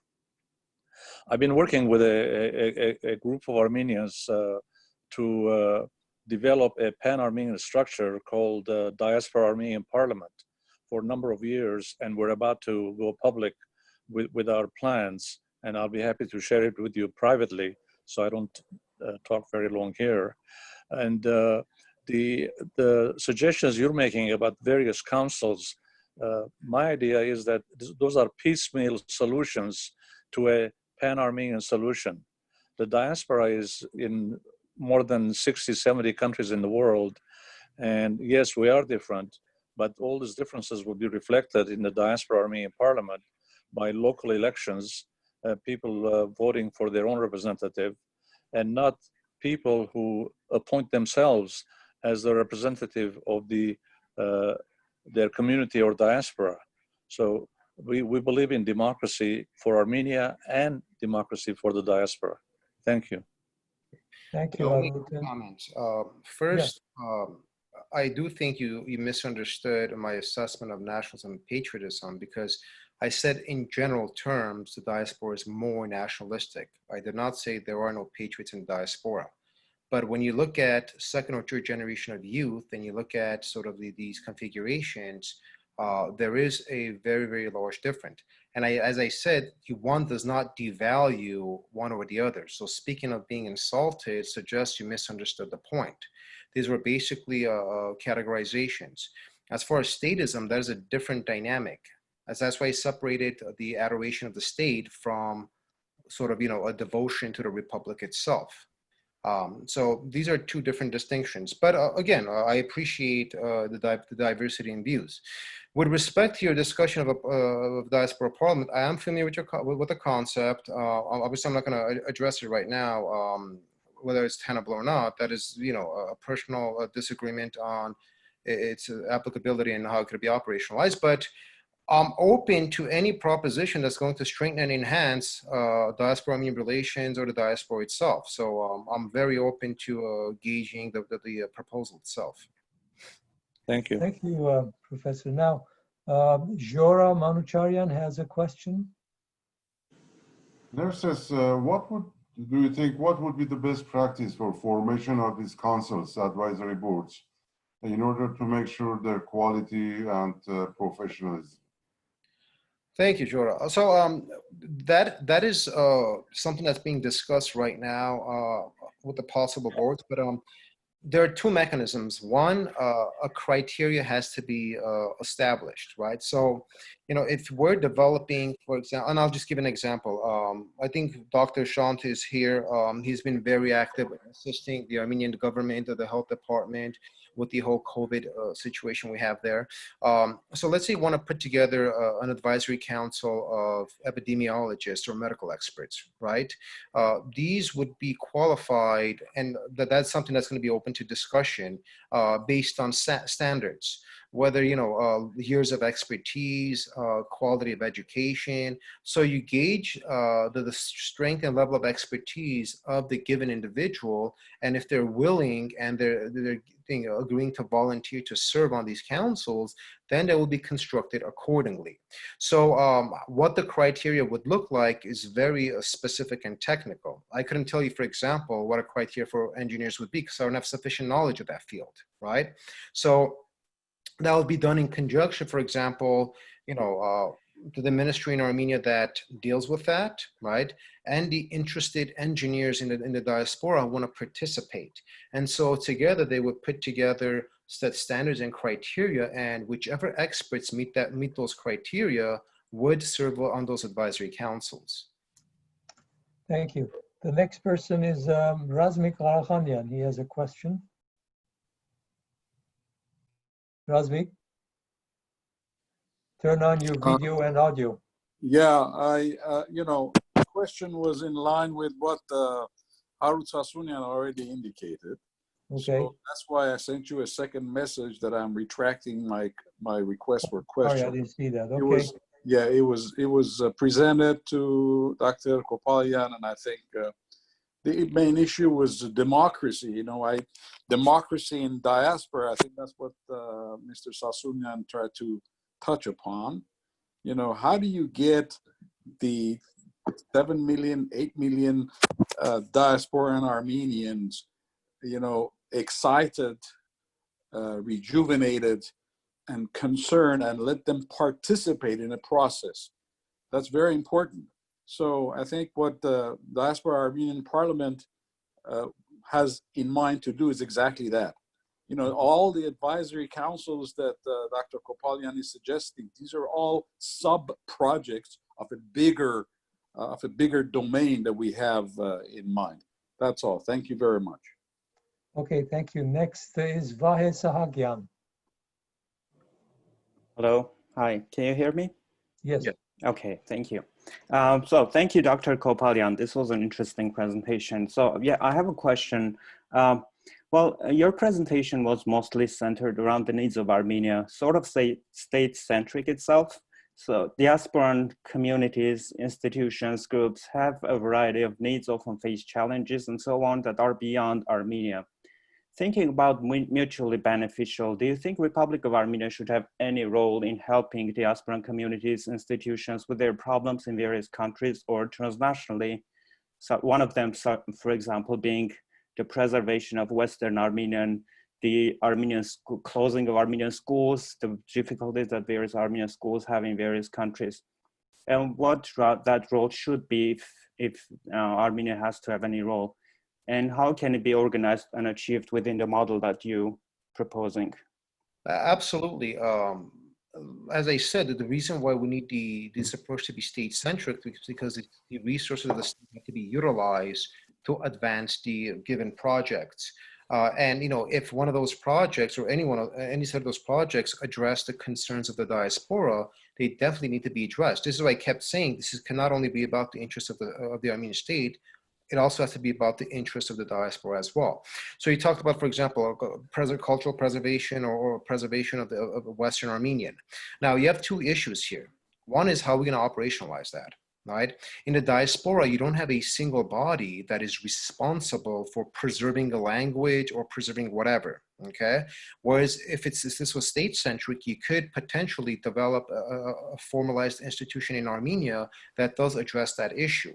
And that formalized state institution, right, would work with a council of diasporan experts to address those issues. So we have, and I don't want to kind of delve off the topic. We have an issue in the diaspora because we're stateless, right?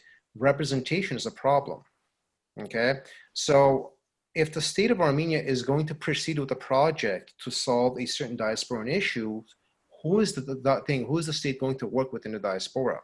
Because if it works with one organization, another organization is going to be sort of like, well, why not us, right? Or a group of people are going to come out and say, those organizations do not represent us. Why is the state working with them and not the individual Armenian, right? So the inherent inter-diaspora dynamics itself create complications with what we're dealing with right now. So unless these are sort of driven by formalized state-centric models that engage in shared governance with diaspora actors, there's really no other way of doing it, right? The diaspora, for example, contacts the education ministry in Armenia, the diasporan organization or a school, right, contacts the education ministry in Armenia and says, we need books from 1st to 3rd grade on Armenian or whatever, right? And so the education ministry sends those, okay? And another organization contacts and says, we need this, right? So these sort of interactions are not uniform, right? So addressing these problems is a problem because the Armenian state does not know who to work with in diaspora, where the diaspora would be satisfied with those group of people that they are working with. And so this is the need. That's why I talk about institutions and formalizing, because the way it exists right now is very dispersed. And so this diffusion of organizations and interests and structures in diaspora makes it nearly impossible for the government in Armenia to say, we're going to work with this group of people to solve this problem. And therein lies the issue. Thank you. The next question is, I guess, from Mark Abadjan, and he is asking if there is any risk of sabotage. So that's a very broad question. Sabotage from who? Sabotage in what context? So, I'm sorry. Let me ask my question quickly. My name is Mark Abadjan. I'm a software engineer living in Los Angeles. So when it comes to building advisory councils, Dr. Kopalyan, I like your idea. I hope that that your ideas go forward and that you're successful. My concern is that there are a lot of Armenians who have affiliations with organizations that may or may not have the same political agenda as the Republic of Armenia. And so when you build these advisory councils, isn't there a risk of sabotage with getting experts who have whose ideas may not be aligned 100% with the Republic of Armenia? Thank you. That's a very, very interesting question. So, we we do recognize that we have inter-diaspora politics, and you have sort of entrenched interest that a lot of times contradicts the interest of the Republic of Armenia, a lot of times aligns, it contradicts various other organizations within the diaspora. This is our reality. This is why the Prime Minister has sort of made an attempt to directly relate to the Diasporan Armenian. This is why we're talking about constituency building. So it's you as an expert, right? As a stakeholder who views oneself as a constituent of the Republic of Armenia, helping the Armenian state. Now, your suggestion is very interesting. What if a highly qualified expert is selected based on the criteria to serve on an advisory committee, and due to their ideological leanings, they potentially sabotage that committee? My assumption is, as these advisory committees are being formed, there would have to be some safeguards against those sort of things, where if an individual acts against the interests of the project or the country itself, they will possibly be voted out or removed. So those are technical questions and very important ones that you're posing, but those need to be developed as we proceed. And of course, those are also going to be very different in the various spheres, right? Some areas of expertise are politicized, some are really highly professionalized that are absent of politics. So those nuances would need to be worked out as those advisory councils are being put together. Thank you. The next person is Hovel Shnorokian. Mr. Shnorokian. Good day. Yes. Can you hear me? Yes. Yes, I'm calling you from France. I'm from France. I'm originally from Lebanon. Dr. Kopalyan, thank you for the very interesting presentation. The questions, many questions were also very interesting. There is an estimate that 3 to 5% of diasporans are concerned, involved Armenians. Now, if you are satisfied with that number, your suggested paradigm of a state-centered structure is quite fine. If you want to multiply that number by 3, 4, 5, getting 3, 4, 5 times more repats, more people investing, more people involved in Armenia, then you have to outreach the diaspora. If you want to evangelize, the people, you don't go to church to evangelize. You have to go outside the church to get people inside the church. The problem here is some existing cultural gaps. Dr. Kenel Touyan mentioned about Eastern, Western Armenian. It's much more deeper than that. Many diasporan communists don't speak Armenian. I was in Moscow, I met with somebody from Kazakhstan, and he said they received letters from, this was 10 years ago, they received letters from the Minister of Diaspora, but they couldn't read, there was nobody in their group who could read Armenian. Now, the cultural gaps, there is a cultural gap between Armenia, I'm not talking about language, between Armenia and different communities. There's a cultural gaps within the diaspora. There's also a cultural gap between the generations within the diaspora. I think the diaspora could be the best reached by the diaspora. And within the diaspora, we have to consider different sensitivities. If I want to involve an Iranian in a project, let's say to get involved in a project in Armenia, I go and ask an Iranian friend to go and to talk to this person. Now, I'd like to go back to 2 points you mentioned. You mentioned that the diaspora has difficulty to produce culture. You are absolutely right. And I'm glad you brought the Jewish example. I would like to recall that Hebrew was a completely dead language 120 years ago. Then came a person called Eliezer ben Yehuda, who wrote the rules of modern Hebrew. He taught to his son, and they were the two first persons who spoke Hebrew.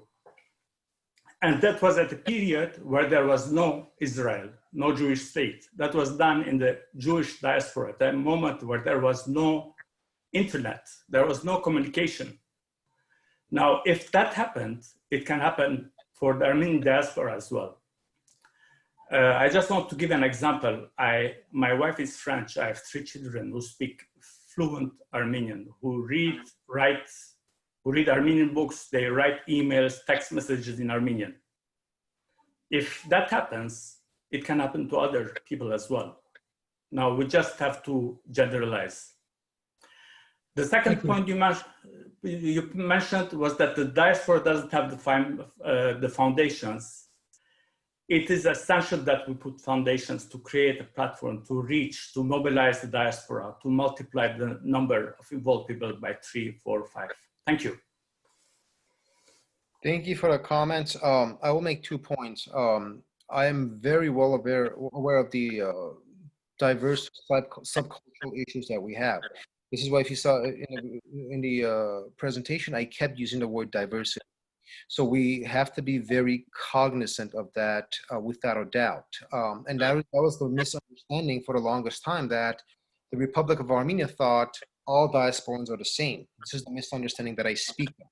And so by having understanding with respect to the diverse nature of the diaspora itself and accommodating that the diversity can address a lot of the concerns that you have. With respect to self-reproducing culture, that is our reality right now, and I agree with you. You said 3 of your children speak Armenian. My 2 daughters speak read and write Armenian. But let's be honest, how hard did we have to work to make sure our kids speak Armenian? It's a difficult task. And so you have this personal initiative because you care, but expecting 7 million Armenians with, I don't know what the magnitude of assimilation is, to be able to reproduce culture is seriously difficult. And that's where we stand at the stage. Professor Sanjan is the next person who has a question. Turn on your video and audio, your audio. Okay, sorry. At the beginning, you said that the state has to be democratic or democratizing, and that's a very important issue. Now, in the past 30 years, including the last 2 years as well, there hasn't been any big change. Relation with diaspora has been monopolized by the state. Essentially, all diasporan organizations are happy to work with the state, and I don't know of any diasporan organization who works, for example, with the political opposition. And political opposition parties, including Pashinyan's, had no relationship with the diaspora until they came to power. Yeah, that's a very obvious issue. Pashinyan's government also has continued with the same issue of monopolizing the ruling party with the state, just as the previous will do. For example, the previous government did not invite him to the Pan-Armenian congresses, and he protested. But for example, in these COVID things, no invitations were extended to the opposition parties, either to the April the 24th celebration, commemoration, or to the May 28th commemoration. So essentially, we have a very serious problem here. And essentially, I think the government in Armenia, because of its historical roots, will essentially try to dominate everything. Because that's the way it works at home as a state structure. A party, a small group, take over the apparatus. That has been the case ever since the 1990s, and then they just wither away, and then another group comes and controls the apparatus. And it's an apparatus which is actually running the whole country, and opposition parties have no parallel institutions. It just wither away as soon as they lose power. Now, within this context, evidently, if somebody is running a state like that in the homeland, will try to control the diaspora institutions that you are suggesting. And I am quoting this from a former retired KGB agent whom I met in the summer, because he was along working in the Soviet embassy in Beirut for many, many years, so he knew many, many people. And he was suggesting that if we essentially reorganize the Armenian Diaspora Ministry, at that time, that was the debate then, a year ago, and we establish a government body, essentially we're also making all active Armenians who want to work with Armenia liable to the charge that they're working with the Armenian state. He was saying that having some kind of NGOs will be better, although I pointed out to him that in the Soviet Union, to say the Diaspora Committee was an NGO was a fiction. And nowadays, of course, NGOs can actually turn against the ruling party, yeah, in one way or another in modern Armenia. So that's another big issue. So that's why I'm a bit afraid that we also have to take about these things into possibility when we are devising this, knowing that what kind of a state there will be in Armenia in the foreseeable future. We haven't had any government ever since 1991 which has been responsive to criticism from the opposition, etc. It has been a very, very confrontational thing, and it is going on up until this moment as we speak. Those are actually very good points, and I have considered several of those assessments that you have made. So 2 points. One, Armenia is not democratic, it's democratizing, it's in the process. Whether this will be a successful project, we do not know, okay? But relatively speaking, it's much more democratic than what it has been, and there's an attempt to institutionalize those democratic values as we proceed. Now, whether that will be successful or not, we cannot predict at this stage. Okay, we're hopeful. We're hopeful that we've had a democratic breakthrough. Okay, that's the first part. Therefore, it's consistent with the initial assessments that I had presented. Now, the second question, the point that you made, I'm not certain if that's the fault of the diaspora organizations or the political system in Armenia. When you noted that the diaspora organizations only work with the government, right? That is a conscious decision that the diaspora organizations make. Right? They refuse to be, and this is of course a question of resource allocation, right? If they work with the opposition, for example, their resources are going to be limited. But if they work with the government, they're going to have more access, right? And so they're going to present their projects or have a chance of having their projects being more successful. So this is sort of, you know, a chicken and egg problem that we have. As far as the government is concerned, clearly any political system that is defined by a supermajority is going to monopolize power, okay? But the big difference is that this government overwhelmingly represents the will of the people, right? 80-something% voted for the Pashinyan government, for my step. So they do have legitimacy. And that in of itself is a very novel idea to us. Now, whether the Armenian organizations that function in Armenia work with the government with the old model of sort of, you know, whoever has the power, let's align with them, or they're working with the government because they respect the will of the people. Those are two different things that, you know, we have to ask those organizations themselves. Another issue that you touched up on is we have a serious political culture problem in Armenia.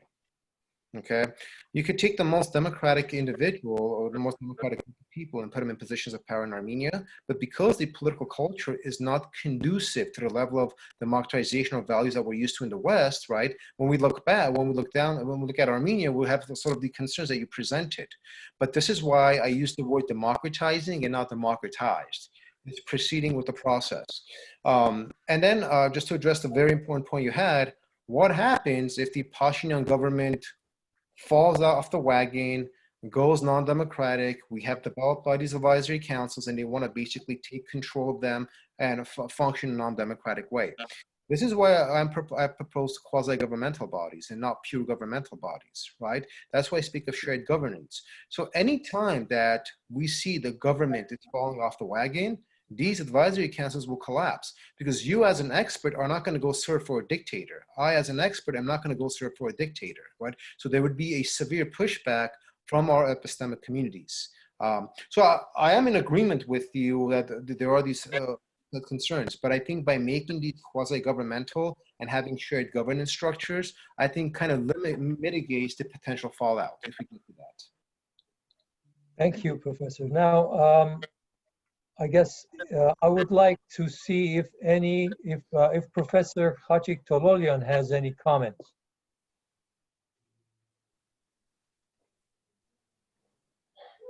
Hi. Yes. This is a great deal to take in, and I don't have any comment to most of it. I will respond to two things. I would say that there is no longer an Armenian diaspora. There is a diaspora of Armenia of Armenian citizens who have emigrated since the Jackson-Vanik Amendment until today. and there is a post-genocide Armenian diaspora. The two touch sometimes, they overlap sometimes, but they're so different that no solution to a truly diasporan organization seems to me to have any chance of encompassing both.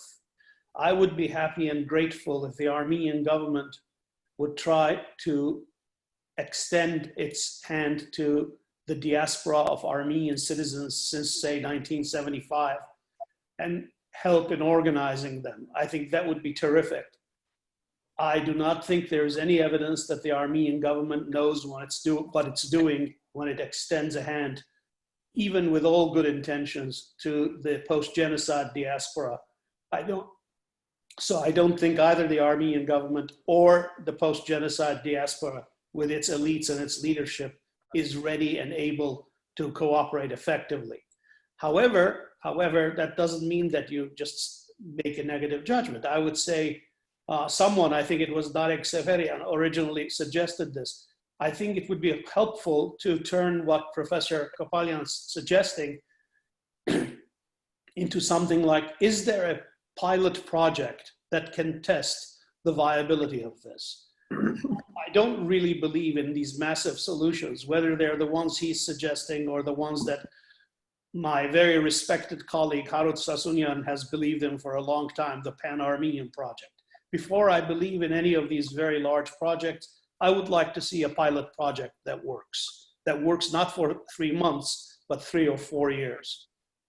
And I'll say that I'm a skeptic about all of these things because in the end, I'm still of the persuasion I was 30 years ago, which is that the job of the government of the Republic of Armenia is to govern for the sake of the people of Armenia.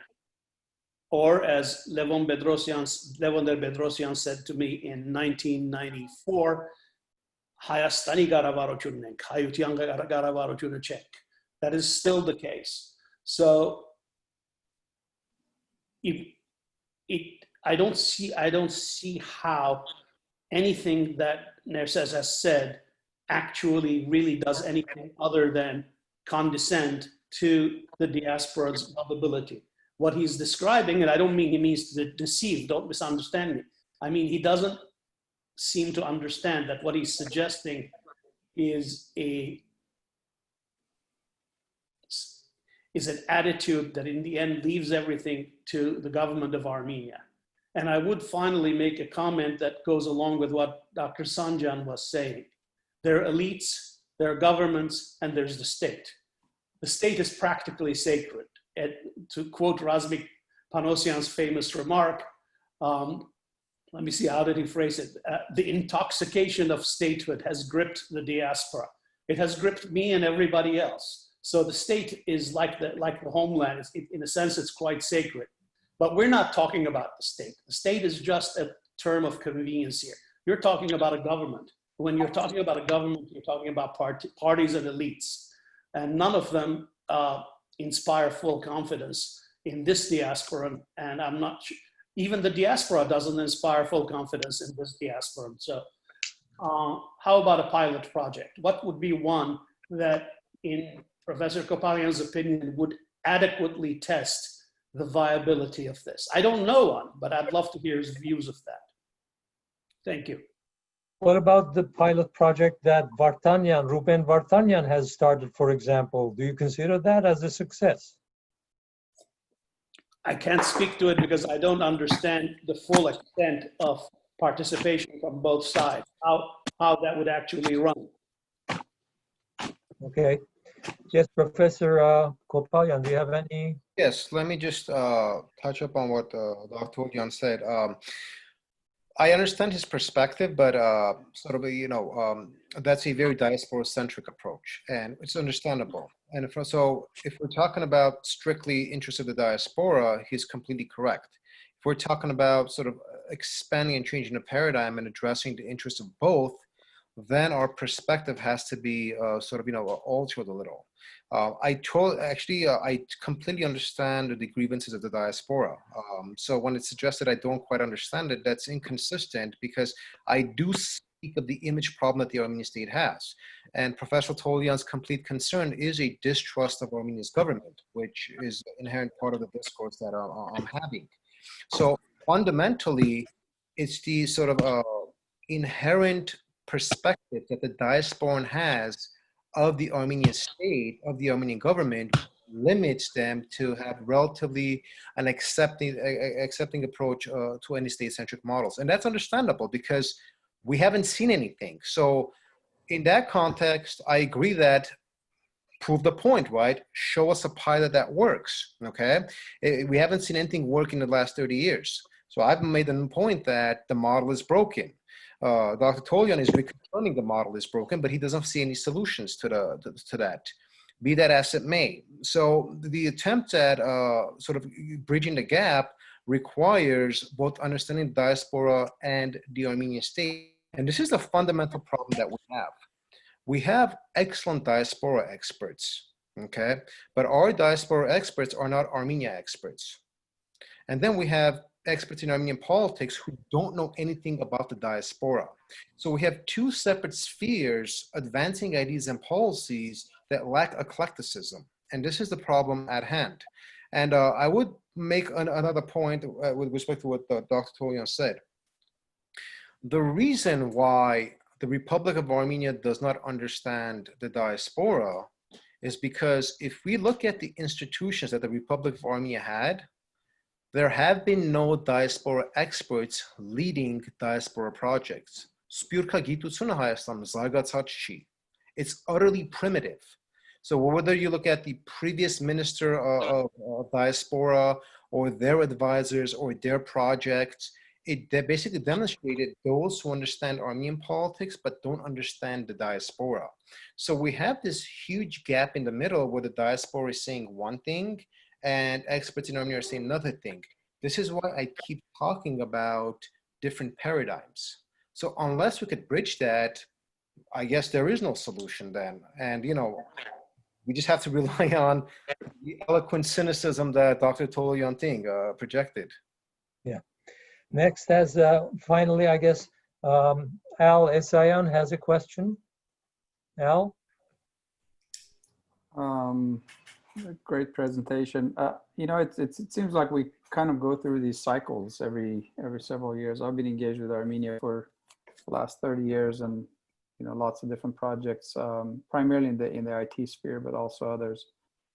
And it seems to me that primarily whatever that has worked has been driven by volunteerism. And my question is, you know, it seems like finally we have a couple of very competent people in the High Commissioner's Office for Diaspora Affairs that understand both Armenia and the diaspora, and B, have a more professional approach towards project development and project success and engagement of the diaspora.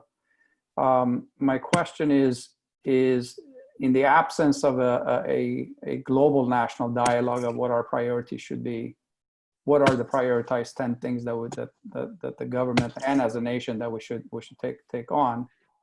Do you think that one of the best ways to kind of engage is to support that structure that exists now under Zare and Sarah and give it a lot more budget? Because, you know, there's only so much you can do with $1.8 million of money.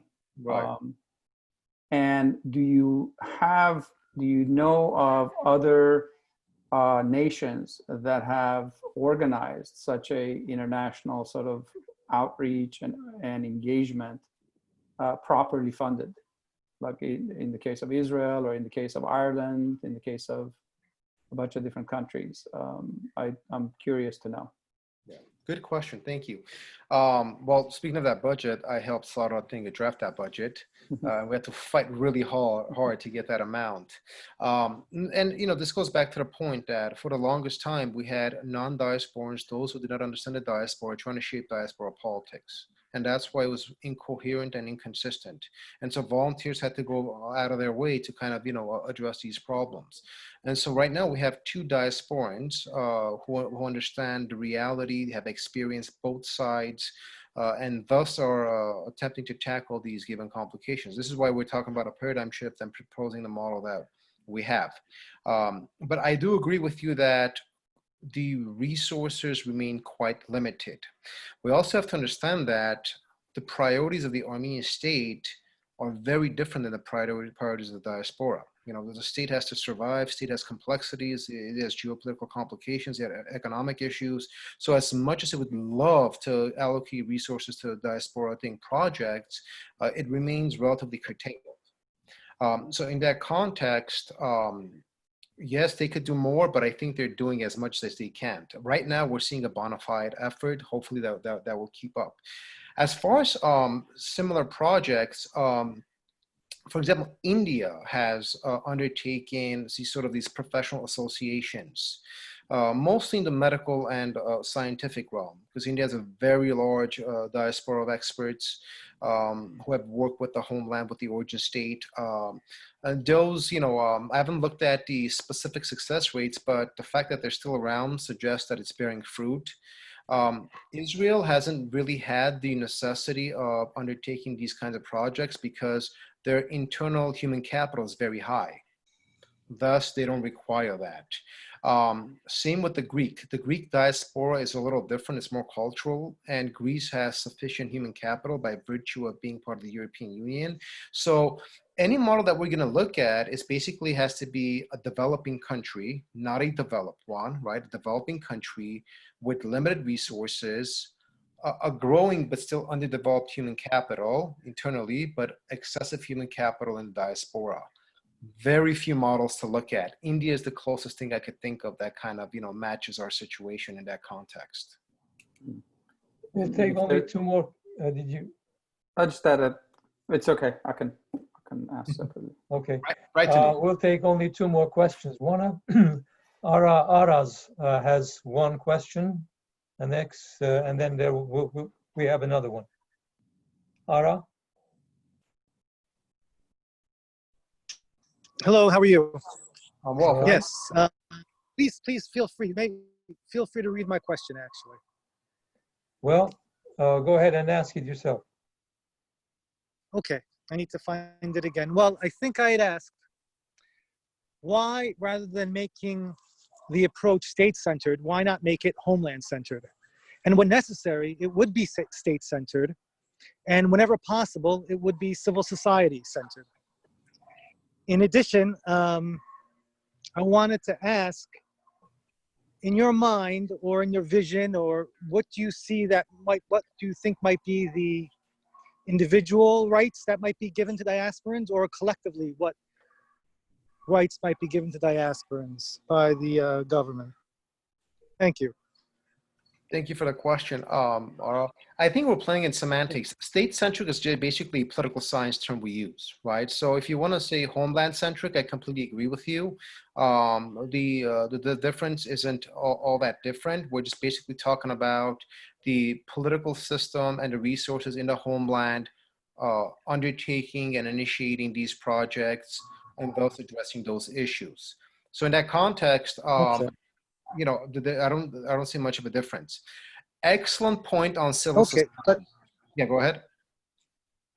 Yeah, please, go ahead, please. Yeah, excellent point on civil society. So that is a very, very fascinating question. And I've been engaged in some research on this. The involvement of civil society in Armenia has actually also become, to a large extent, state-centric. And the reason for that is because the current government is comprised mostly of civil society activists that took over after the 2018 parliamentary elections. So, My Step coalition is comprised some 80% of civic society activists.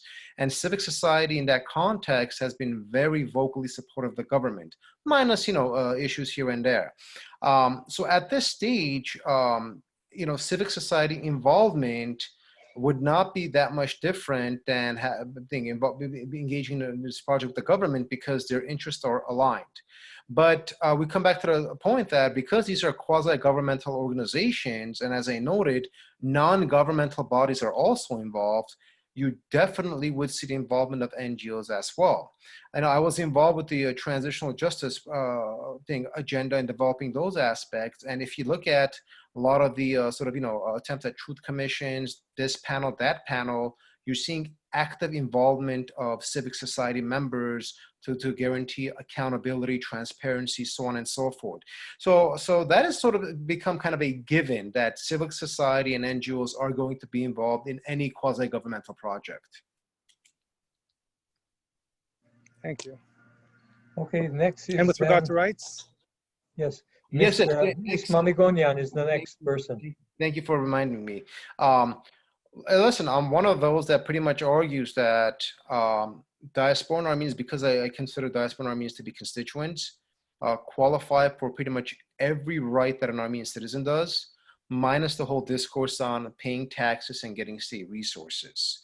And I've been, we've been involved with Zara Sinyanyan and Sara and myself. We were putting together the law on repatriation, where we not only want to give special status to diasporans that go back, but actually formal recognition, legal assistance, social assistance. So the discourse right now is the diasporan, when you come to Armenia, you're no longer a diasporan, you're an Armenian, right? So the objective is to end that classification once you step foot in Armenia. And so those rights, definitely, I don't draw a distinction.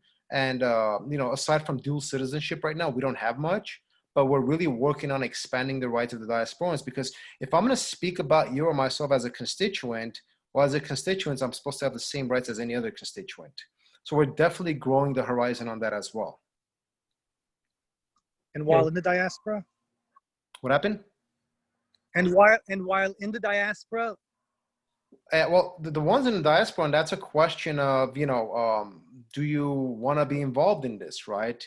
Are you actively involved in this? And so the Office of High Commissioner for Diaspora Affairs is more than happy to assist and guide and give resources to any diasporan that wants it. And so resources are being allocated. Okay, next is Gayan M. Mamigonian. Mahmourian, I'm sorry, Mahmourian. Kayane? Hello? I guess she can't hear us. Any other questions then? No, you have to, yeah. Do you hear me? Yes. Okay, thank you. So I would have two questions. The first one is, did you represent your vision or your conception to the official Yerevan? If yes, what was the reaction? The first one. And the second, if there is anything that you expect of Armenia to do just now, what are the most urgent initiatives that you would welcome, taking into account the modern, say, the contemporary conditions of some unrest in the US? Did you feel that you are secure? And if not, if there is anything that Armenia could do and you would welcome it? Thank you. Thank you for the question. So the first question, the policy paper. Official Yerevan, yeah. Yeah, your connection with official Yerevan. My connection to official Yerevan? Did you represent your conception and what was the reaction? Right. So the policy paper was published by the end report, which is circulated in Yerevan. The policy paper has been viewed very positively by the Office of High Commissioner. And as I noted, one of the proposals of an advisory council on healthcare was to an extent piloted with the COVID situation. So the response has been fairly positive in that context. I haven't seen any serious pushback or problems, but obviously any program that's being proposed are going to have its limitations, and those would be addressed as we go along. What was the second question? I'm sorry. And the second, is there anything Armenia would do or should do just now, and you would welcome such an initiative, taking into account your present conditions of some social unrest. Is there anything Armenia could do for your security or something else? In the U.S., the unrest in the U.S., in other words, she's talking about. What could Armenia do regarding the unrest in the United States? Yeah. And Armenia can do, and what would you welcome or say that you expect something? Well, so this is basically a question we would ask to the foreign ministry. Armenia usually refrains from commenting on the internal developments of other countries because one, we're really small. We don't stick our nose into the affairs of other countries. And two, we really you want to be well balanced in these approaches, especially with the Trump administration. You don't want to make comments that's going to upset the Trump administration and thus cut funding for Armenia because of his personal spite. So from a diplomatic and strategic perspective, Armenia's position has been fairly neutral as far as making comment or getting involved. At the same time, if Armenia could do anything, it would definitely be to encourage Diasporan Armenians to participate in social justice issues and kind of, reinvigorate the values that we believe in as survivors of a genocide, of social injustice. And hopefully that could reflect on our younger generations and that who would willingly participate, whether vocally or whatever the case might be, in issues of police brutality and other matters, that we're having in the United States.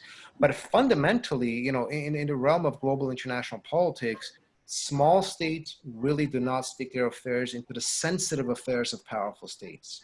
And so Armenia has been really absent strategically in making that comment, as have been vast majority of countries. Okay, so I guess that's it. And there are no more questions. Thank you very much, Professor Kopalyan. Sorry, I hope everybody enjoyed the presentation. So we'll see you next time. Okay. Thank you very much. No problem.